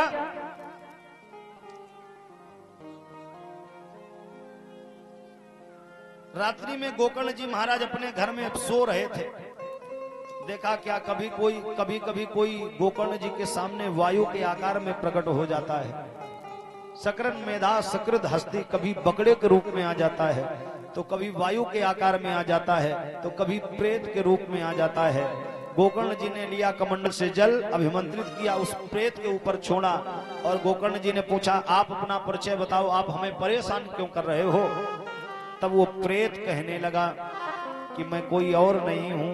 फिर बोले अहम भ्राता त्वदीयोस्मि धुंधकारी नामता, अरे स्वकीये नैव दोषेण ब्रह्मत्वं नाशितम मया। भैया मैं कोई और नहीं, आपका ही छोटा भाई, मेरा नाम है धुंधकारी। मैंने जीवन में इतने पाप किए हैं कि मुझको ब्रह्म हत्या लगी है, और ब्रह्म हत्या के आधार पर भैया हमको प्रेत योनि मिली है, हमें प्रेत बनना पड़ा है। इसलिए भैया कोई ऐसा उपाय करो इस प्रेत योनि से छुटकारा मिल जाए। गोकर्ण जी ने कहा अब तक तो तुमको मुक्ति मिल जानी चाहिए, क्योंकि मैं तुम्हारे नाम का पिंडदान गया जी में करके आया हूं। धुंधकारी कहता है गया श्राद्ध सते नापिर मुक्तिर में ना भविष्यति। एक बार नहीं, दो बार नहीं, 10 बार नहीं, तुम हमारे नाम का पिंडदान 100 बार भी गया जी में करोगे तब भी हमें मुक्ति मिलने वाली नहीं है। कोई आप प्रयोजन ढूंढो मुक्ति पाने का, कोई मुक्ति का उपाय बताओ। तो दूसरा दिन हुआ, प्रातः काल वेला हुई, गोकर्ण जी ने सूर्य भगवान को अर्घ पा दिया। सूर्य भगवान ने श्रीमद् भागवत की पावन कथा गोकर्ण जी को बताई, और गोकर्ण जी ने अपने गांव में भागवत कथा का आयोजन किया। एक बालू का सिंहासन बनाया, सिंहासन पर गोकर्ण जी बैठ गए और पावन कथा को सुनाने लगे। अच्छा, वहीं पर एक बांस पड़ा था, उसी बांस के छिद्र में धुंधकारी आता है, बैठता है और कथा को सुनता है। पहले दिन की कथा सुनी तो पहली ग्रंथ का विभेदन हो गया, दूसरे दिन की कथा सुनी तो दूसरे ग्रंथ का विभेदन हो गया, तीसरे दिन की कथा सुनी तो तीसरी ग्रंथ का विभेदन हो गया। इस प्रकार से 7 दिनों में 7 ग्रंथियां फट गई, और उसी भागवत कथा के मध्य में हाँ वो जो प्रेत बना था धुंधकारी आज वो मानव के रूप में प्रकट हो गया। बोलिए भक्त वत्सल भगवान की। इतना सुंदर रूप बना करके प्रकट हुआ। दिव्य रूप धरो जातस तुलसी दाम मंडिता, पीतवासा घन श्यामो मुकुटी कुंडलान्विता। ऐसा सुंदर रूप लेकर के प्रकट हो गया जैसे घनश्याम श्याम सुंदर ही प्रकट हो गए हों। आज इसके लिए विमान आया और ये विमान पर बैठ करके भगवान के धाम को गया। बोले भक्त वत्सल भगवान की जय। लेकिन गांव वालों ने गोकर्ण जी से कहा, गोकर्ण जी ये बात समझ में नहीं आई कि तुम्हारे भाई ने भी कथा सुनी और हमने भी कथा सुनी, लेकिन हमें यह समझ में नहीं आया तुम्हारे भाई के लिए भगवान का विमान आया और हम लोगों के लिए कुछ नहीं आया। हाँ। क्यों? जैसे यहीं पर विमान आ जाए। विमान समझते हो आप लोग क्या भैया? विमान समझते हो? विमान हेलीकॉप्टर। हाँ हाँ, विमान माने हाँ ऊपर से निमंत्रण पत्र आ जाए, भगवान के पार्षद लेने के लिए आ जाए या यमराज के दूत आ जाए। हाँ। और ये कहा जाए चलो समय हो गया ऊपर चलो, तो आप लोग चलोगे पक्का? हाय नहीं नहीं नहीं भगवान जी अभी नहीं, अभी तो लड़का का विवाह हो जाए, फिर नाती हो जाए, नाती का विवाह हो जाए। हाँ अभी इतनी जल्दी नहीं है। वहां के लोगों ने ऐसा नहीं कहा। वहां के लोगों ने कहा गोकर्ण जी तुम्हारे भाई ने कथा सुनी और हमने भी सुनी, लेकिन दोनों में अंतर कैसा? तुम्हारे भाई के लिए विमान आया और हमारे लिए विमान नहीं आया। तो पुनः से दोबारा कथा गोकर्ण जी ने सुनाई और जब दोबारा कथा सुनाई तो गोकर्ण जी ने कहा सावधानतया शृणु, सावधानी के साथ में कथा को सुनो, फिर कथा सुनने के बाद में कथा का मनन करो, चिंतन करो, तब कहीं कथा का लाभ प्राप्त होता है। और पंडित जी की कथा कुछ लोग पांडाले में झाड़ के चले जाते, बोले ले तुम्हारी कथा तुम्हारी का मुबारक हो। बड़ी समस्या है। जब दोबारा कथा प्रारंभ हुई, सबने दोबारा कथा को सुना। आज सबके लिए दोबारा विमान आया और सब उस विमान पर बैठ करके भगवान के परम धाम को गए। बोलिए गोविंद भगवान की।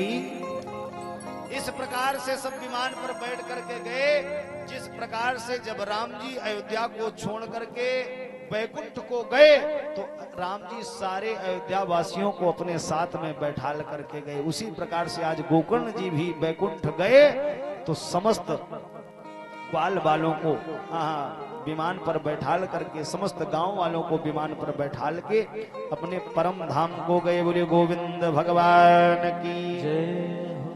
एक बार ताली बजा करके सभी लोग गावें और कहें बोलिए भक्तवत्सल भगवान की जय।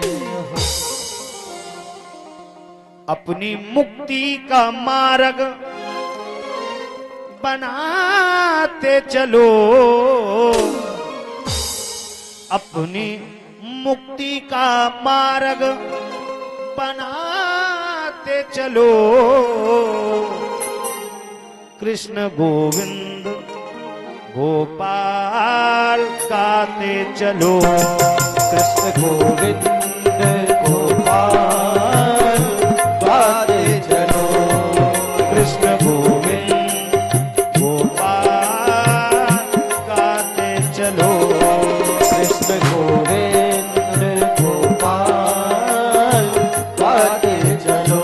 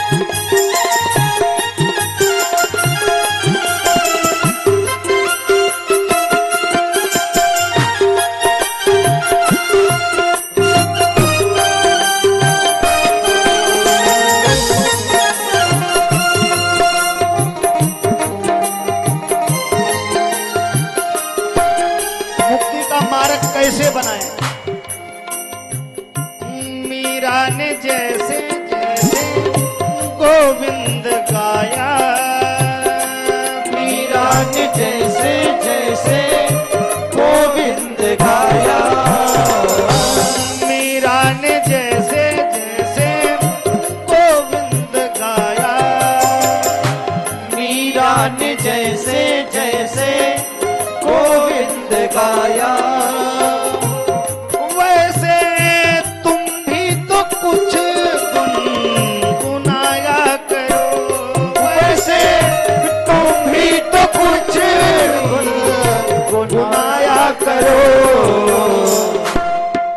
कृष्ण गोविंद गोपाल गाते चलो। कृष्ण गोविंद गोपाल गाते चलो।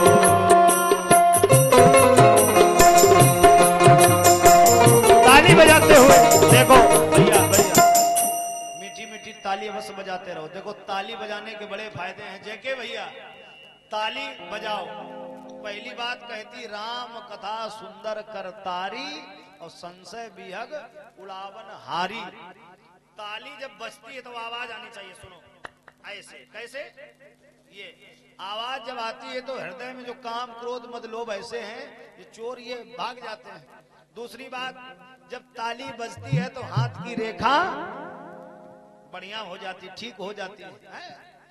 दूसरा गजब का फायदा, ताली बजाने से कभी रोग नहीं होता है। अच्छा बताओ सबसे ज्यादा ताली बजाने वाला काम किसका होता है?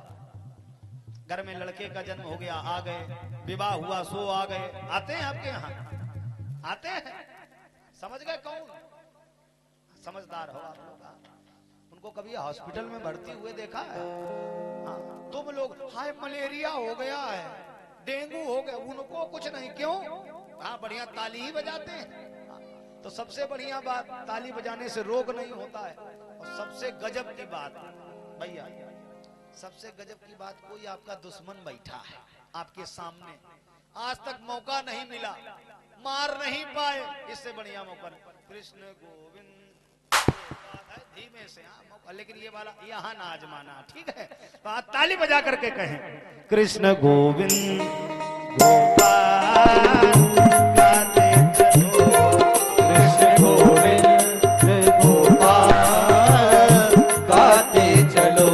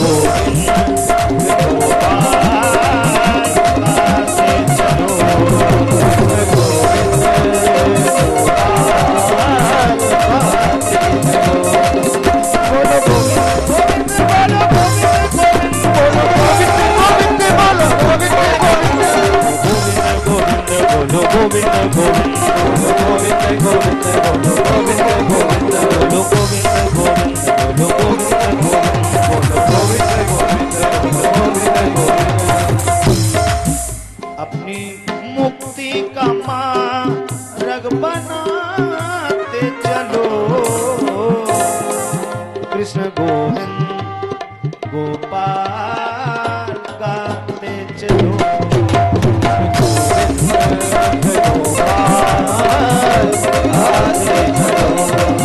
कृष्ण गोविंद गाते चलो कृष्ण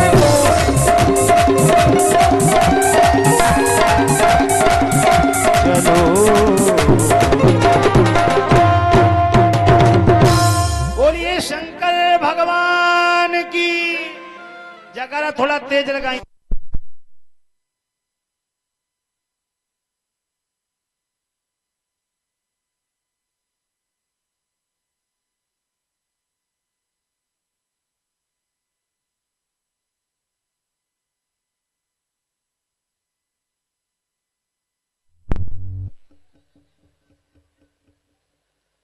भक्त वत्सल भगवान की जय।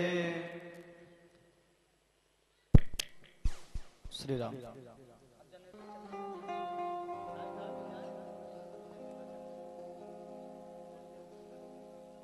भक्त वत्सल भगवान की जय हो।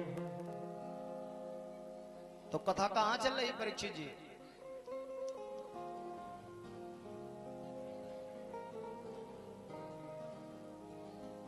ठीक चल रही है।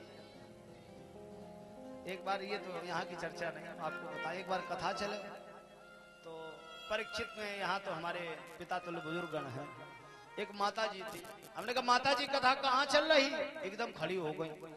हमसे कहने लगी सुनो पंडित जी ये बताओ रुपया किसने लिया? हमने कहा ये तो हमने लिया। बोले नहीं नहीं तो ये बताओ फिर क्यों पूछ रहे? हमने कहा माता जी फिर भी बता तो दो कि कथा कहाँ चल रही। कहने लगी सुनो पंडित जी दोबारा हमसे नहीं कुछ पूछोगे? हमने नहीं, हमने बता दो अम्मा कथा कहाँ चलेगी। एकदम कहने लगी सुनो तुम्हारी कथा टेंट के नीचे चल रही हो तखत के ऊपर चल रही, इससे ज्यादा हम कुछ जानते हैं। बड़ी विडंबना है। बोले गोविंद भगवान की जय। अब आइए 20 मिनट की चर्चा को सुने। जहां से महाभारत की कथा का विश्राम होता है वहीं से भागवत की कथा प्रारंभ होती है, और जहां से महाभारत की कथा विराम होती है वहीं से भागवत की कथा प्रारंभ, और जहां से भागवत की कथा विराम होती है वहीं से महाभारत की कथा प्रारंभ होती है। यदा मृधे कौरव सृंजया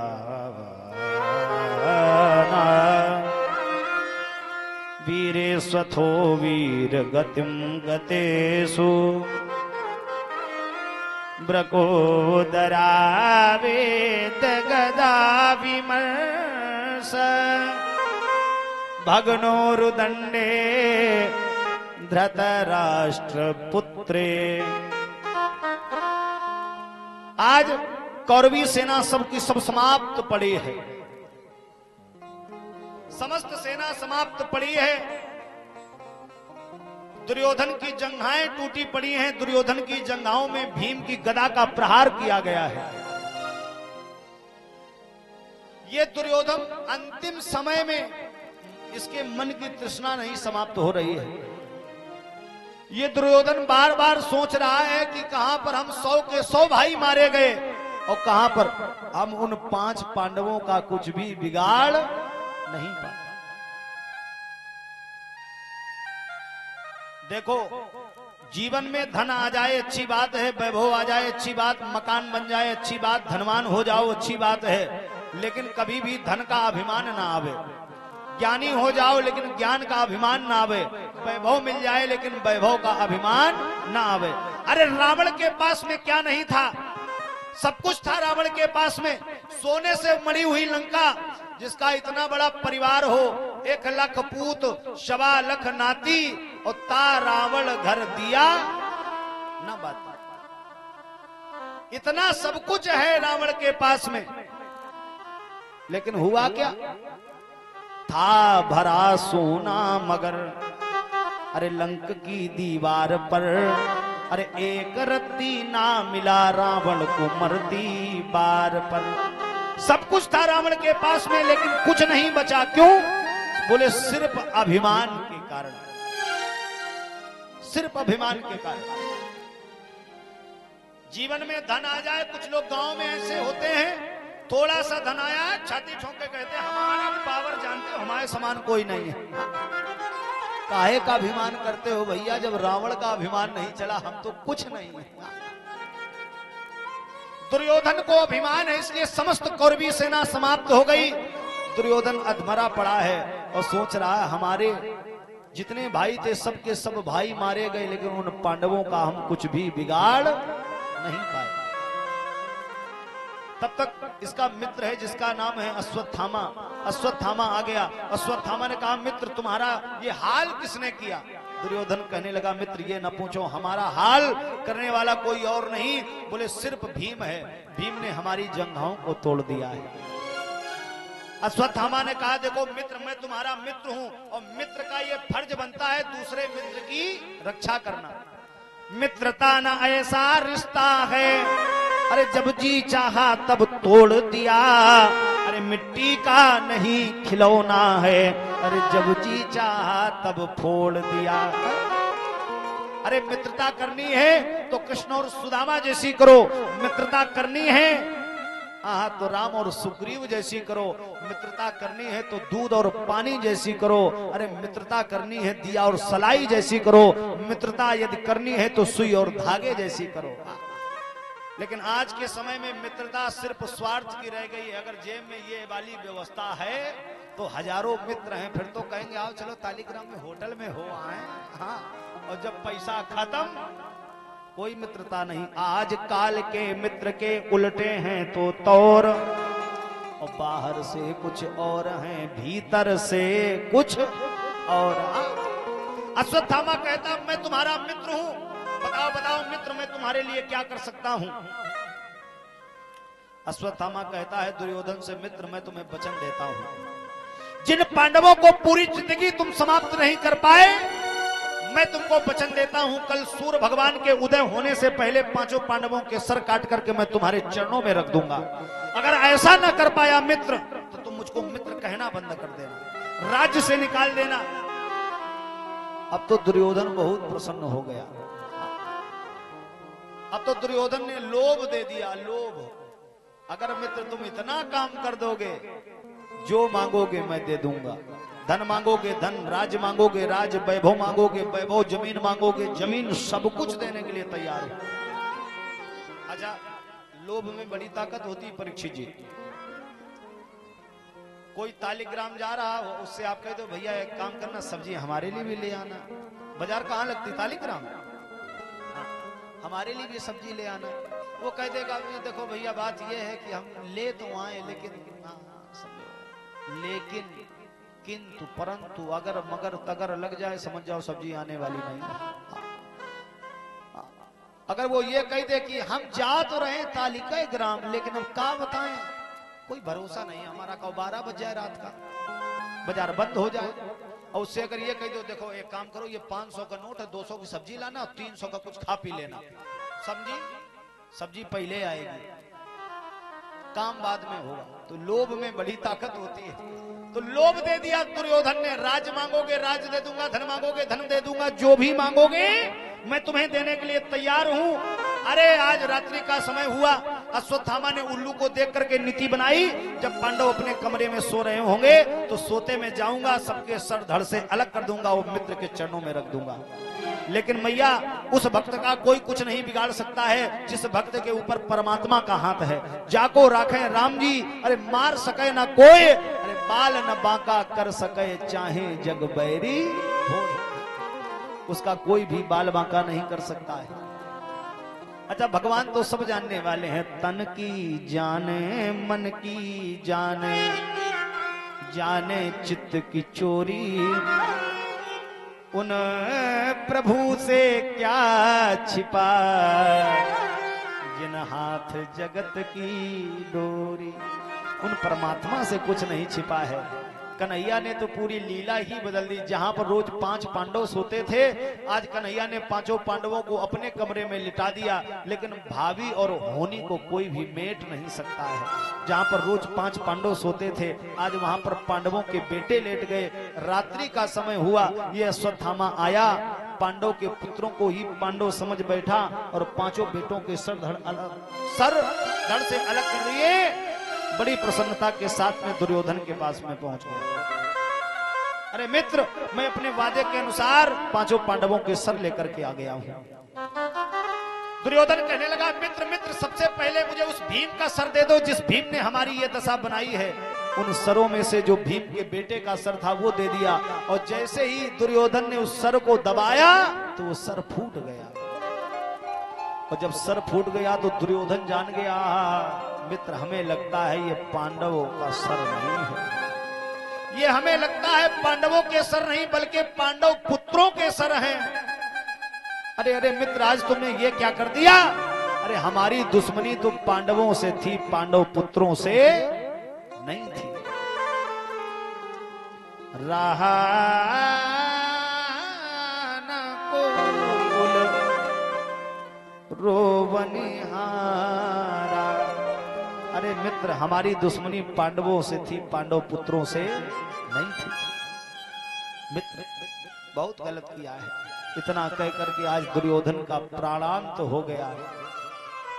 दुर्योधन का प्राणांत हुआ। अश्वत्थामा वहां से भाग खड़ा हुआ। इधर प्रातः काल वेला हुई। माता द्रौपदी विचार करने लगी, रोज तो बेटे हमारे सूर्य भगवान के उदय होने से पहले जग जाते थे, आज क्या हो गया कि आज मेरे उठे नहीं बेटे।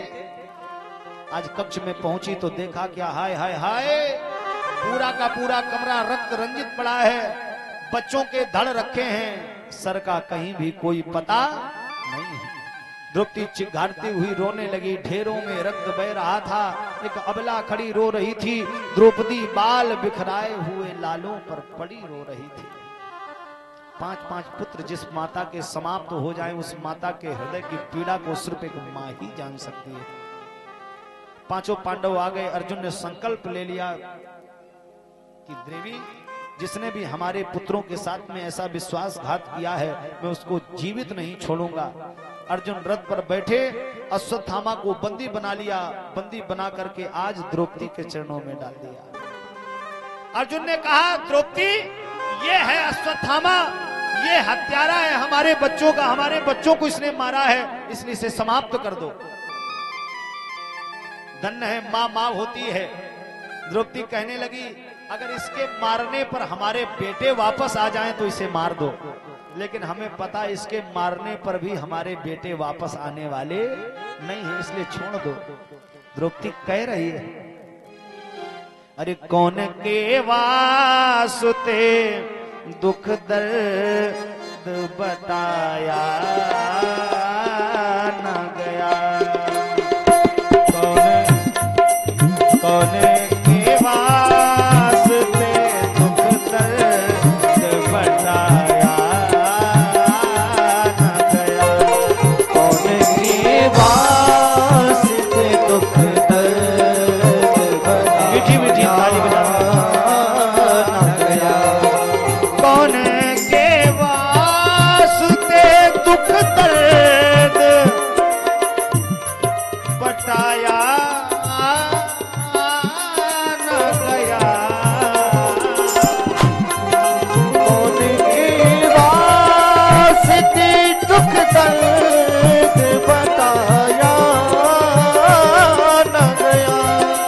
द्रौपदी कितनी अच्छी बात कह रही है। घर जला भाई का भाई से बुझाया न गया, घर जला भाई का भाई से बुझाया।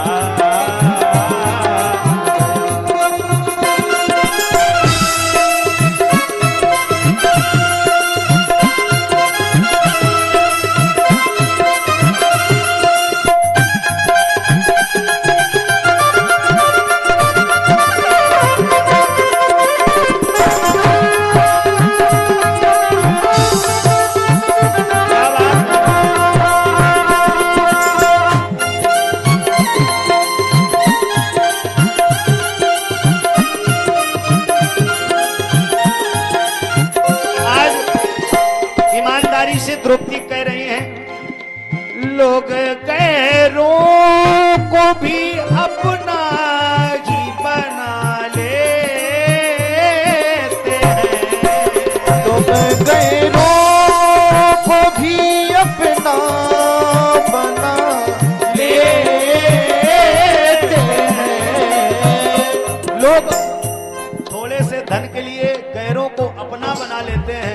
उसी धन के लिए अपनों का गला काट देते हैं। द्रौपदी कह रहे हैं लोग कैरो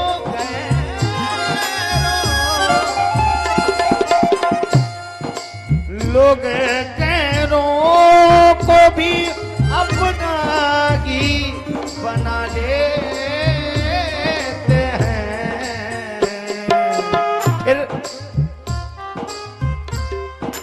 रूठा भाई भी भाई से मनाया न गया।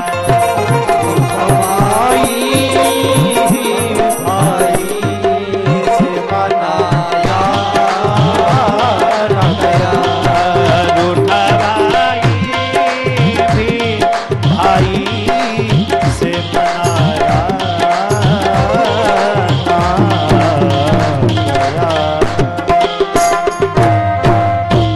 गोविंद भगवान की जय। द्रौपदी कहती इसे छोड़ दो। अर्जुन कहते हैं देवी तुम इसे छोड़ सकती हो परंतु इसे मैं छोड़ने वाला नहीं हूं। वहीं पर भगवान श्री कृष्ण खड़े हैं। अर्जुन ने कन्हैया से पूछा कन्हैया इस अश्वत्थामा का क्या करें, मार दें कि छोड़ दें? कन्हैया जी कहते हैं कि अश्वत्थामा हम तो सिद्धांत वाली बात करते हैं। सिद्धांत तो ये कहता है कि ब्रह्म बंधुर न हंतव्य आतताई बधारहणा। पहली बात यह है अर्जुन कि ब्राह्मण को कभी भी मारना नहीं चाहिए। ब्राह्मण को कभी भी मारना नहीं चाहिए। तो अर्जुन बोले तो फिर हम छोड़ दें? कन्हैया जी बोले पूरी बात तो सुनो। ब्राह्मण को कभी मारना नहीं चाहिए और अत्याचारी को कभी भी छोड़ना नहीं चाहिए। अर्जुन कहने लगे कन्हैया यही बात तो तुम्हारी समझ में नहीं आती। एक बात बताओ मारे कि छोड़े? हाँ उलझाए हो हमें। हाँ? दो मुंह वाली बात क्यों करते हो? कन्हैया जी कहते देखो हमारी दो माँ है तो हम दो मुंह वाली बात करते हैं। हमारी एक माँ है देवकी, एक है यशोदा। बात समझो। यहाँ पर एक बात समझने वाली कन्हैया ने कहा ब्राह्मण को कभी मारना नहीं चाहिए और अत्याचारी को कभी छोड़ना नहीं चाहिए। जो ज्ञानी लोग होते वो लड़ाई नहीं लड़ते हैं। क्यों? बोले ज्ञानी मारे ज्ञान ते तो रोम रोम बिध जाए और मूर्ख मारे लठते तो फाट खोपड़ा। बहुत समझना। ज्ञानी लोग लड़ाई नहीं लड़ते हैं, वो शब्द वेदी बाण छोड़ते हैं। ज्ञानी सो ज्ञानी मिले हो गए सुख संवाद और मूर्ख सो मूर्ख मिले तो चले झड़ा झड़ लात। समझना बात। जरूरी नहीं किसी को गोली मार दो वही मृत्युदंड। इससे भी बड़ी सजा ये है जिसका समाज में बहुत नाम हो भरी सभा में उसकी बेइज्जती कर दो, उसके लिए मरने के समान है। क्यों? जब जब उस क्षण को वो याद करेगा तब तब वो रोज मरेगा। इसलिए भगवान ने इशारा किया ब्राह्मण को कभी मारना नहीं चाहिए, अत्याचारी को कभी छोड़ना नहीं चाहिए। अश्वत्थामा की मस्तक की मणि को अर्जुन ने निकाल लिया, नगर के बाहर कर दिया। अब तो अश्वत्थामा आग बबूला हो गया। इसने किया का ब्रह्मास्त्र का प्रयोग अर्जुन के ऊपर कर दिया। इधर से अर्जुन ने ब्रह्मास्त्र को चलाया, दोनों की टंकार हुई। दोनों की टंकार को कन्हैया ने अपने अंदर ही समाहित कर लिया। बोले कृष्ण कन्हैया लाल की जय। अब अश्वत्थामा ने विचार किया अर्जुन पर कोई प्रभाव नहीं पड़ा। इनके वंश में एक वंशज है, इनके घर में हम दीपक जलाने वाला भी नहीं छोड़ेंगे। कौन है? बोले अभिमन्यु की पत्नी है उत्तरा। उत्तरा के गर्भ में एक बालक पल रहा है। उत्तरा के गर्भ में इसने ब्रह्मास्त्र का प्रयोग कर दिया। उत्तरा चरणों में गिर पड़ी कन्हैया के। कन्हैया पाहि पाहि महायोगिन देव देव जगतपते नान्यम तद्भयं पश्ये यत्र मृत्यु परस्परम। कन्हैया मुझे इस बात का डर नहीं कि मेरी मृत्यु हो जाएगी। हमारी मृत्यु तो कल होती हो तो आज हो जाए, लेकिन हमारे गर्भ में जो शिशु पल रहा है इस पर आंच नहीं आनी चाहिए। इसलिए कन्हैया अब सौंप दिया इस जीवन का। अरे शब भार तुम्हारे हाथों में, अरे अब जीत तुम्हारे हाथों में, अब हार तुम्हारे हाथों में। और सत्य है, भगवान ने अंगुष्ठ मात का रूप बनाया, उत्तरा के गर्भ में गए, गर्भ में जाकर के ब्रह्मास्त्र को समाप्त कर दिया। तभी तो भगवान भक्त वत्सल कहलाए। बोले भक्त वत्सल भगवान की जय। और सत्य है, भगवान भक्तों के लिए क्या नहीं करते हैं। भक्तों के लिए तुमने क्या ना किया, राधा के पिया सीता के पिया। यहाँ पर बहुत विद्वत समाज विराजमान है।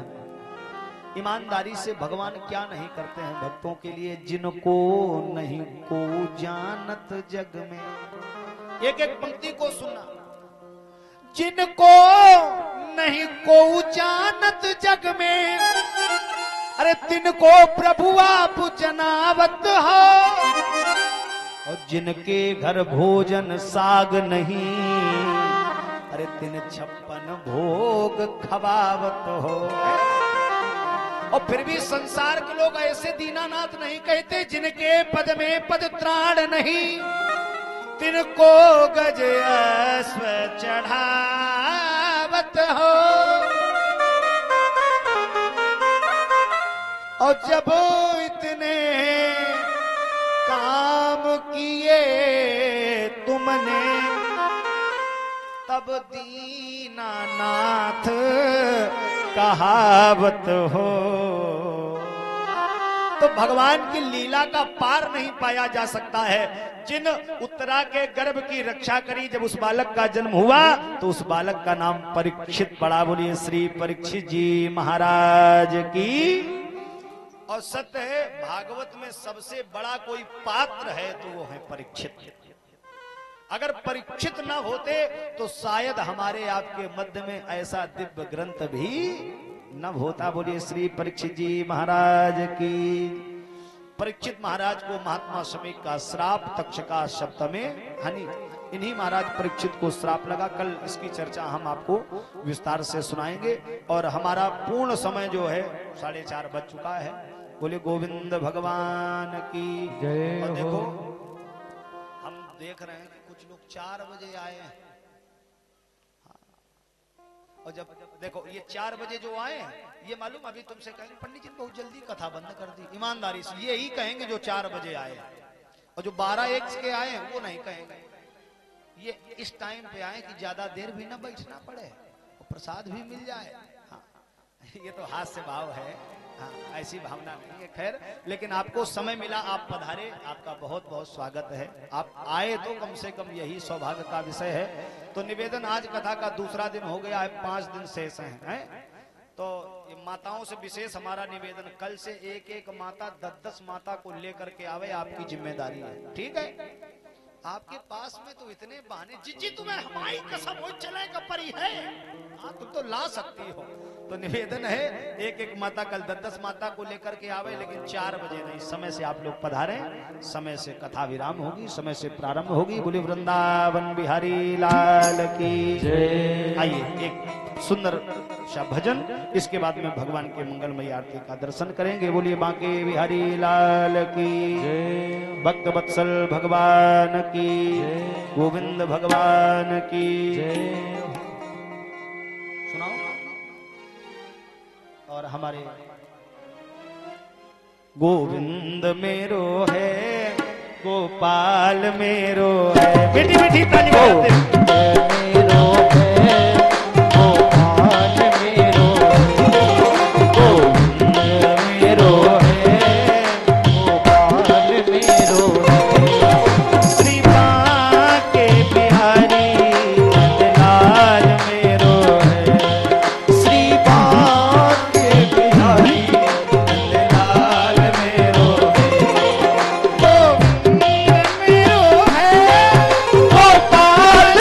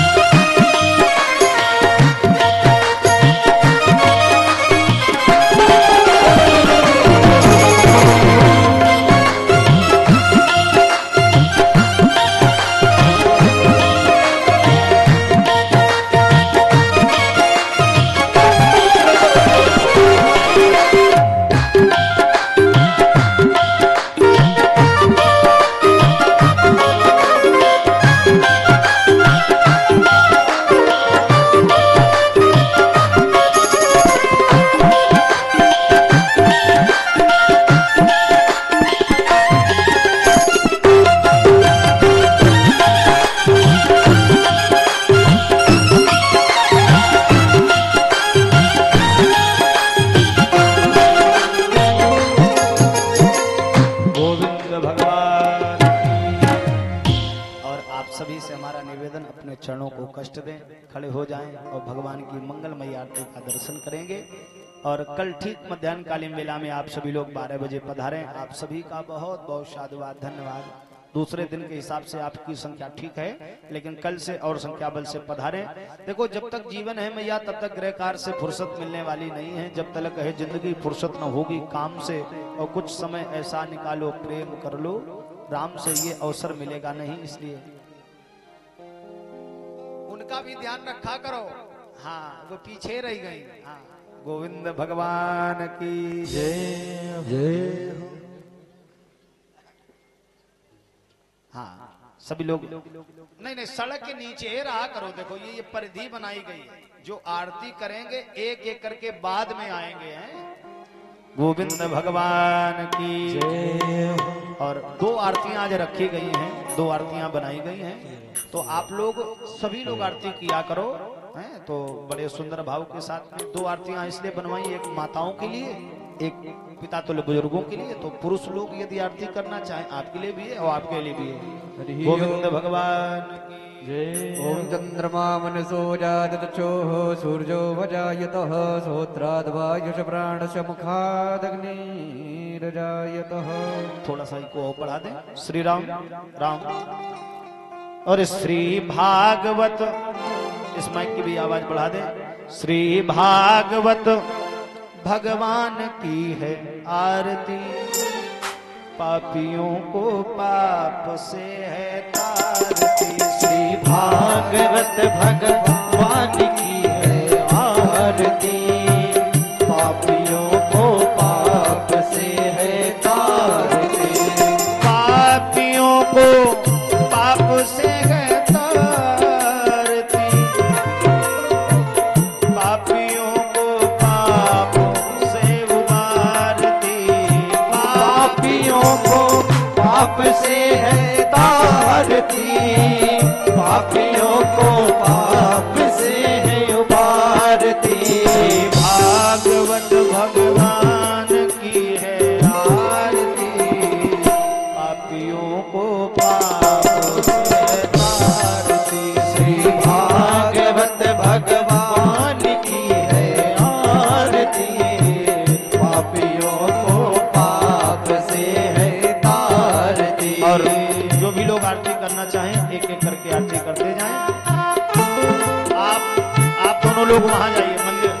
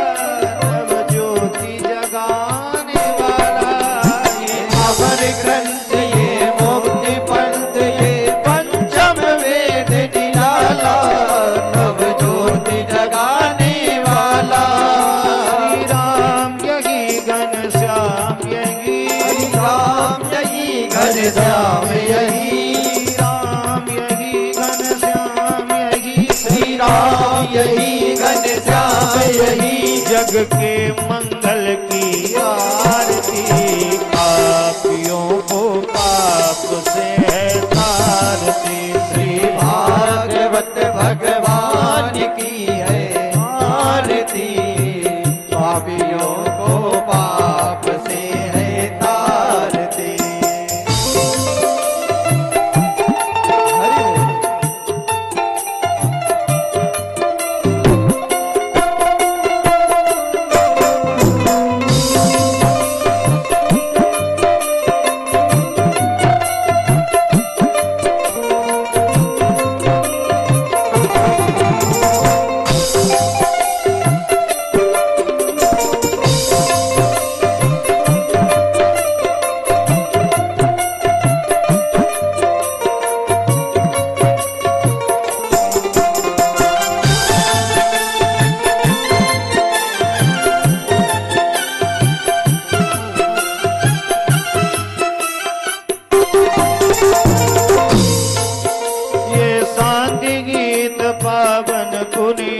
पापों को मिटाने वाला।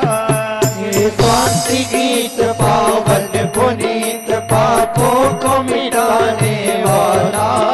ये शांति गीत पावन पुनीत पापों को मिटाने वाला। ये शांति गीत पावन पुनीत पापों को मिटाने वाला। पापों को मिटाने वाला, हरि दर्श कराने वाला। पापों को मिटाने वाला, हरि दर्श कराने वाला।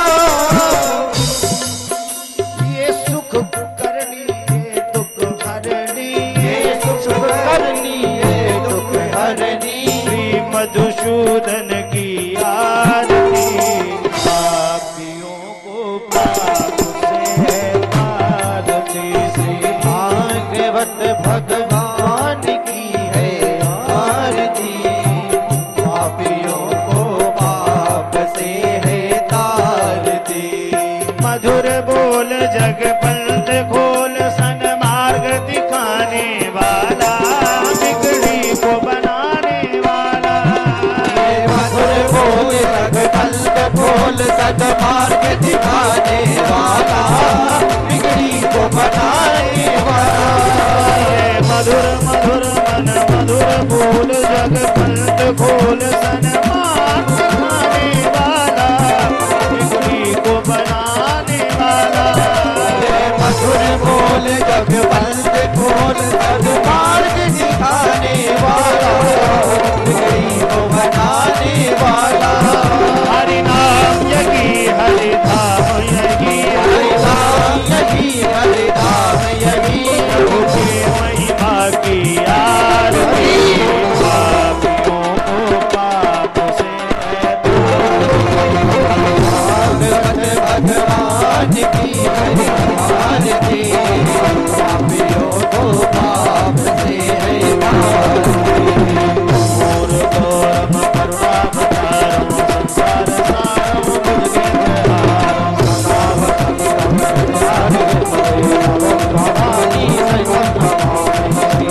जय राम जय जय राम, श्री राम जय राम जय जय राम। श्री राम जय राम जय जय राम। श्री राम जय राम जय जय राम।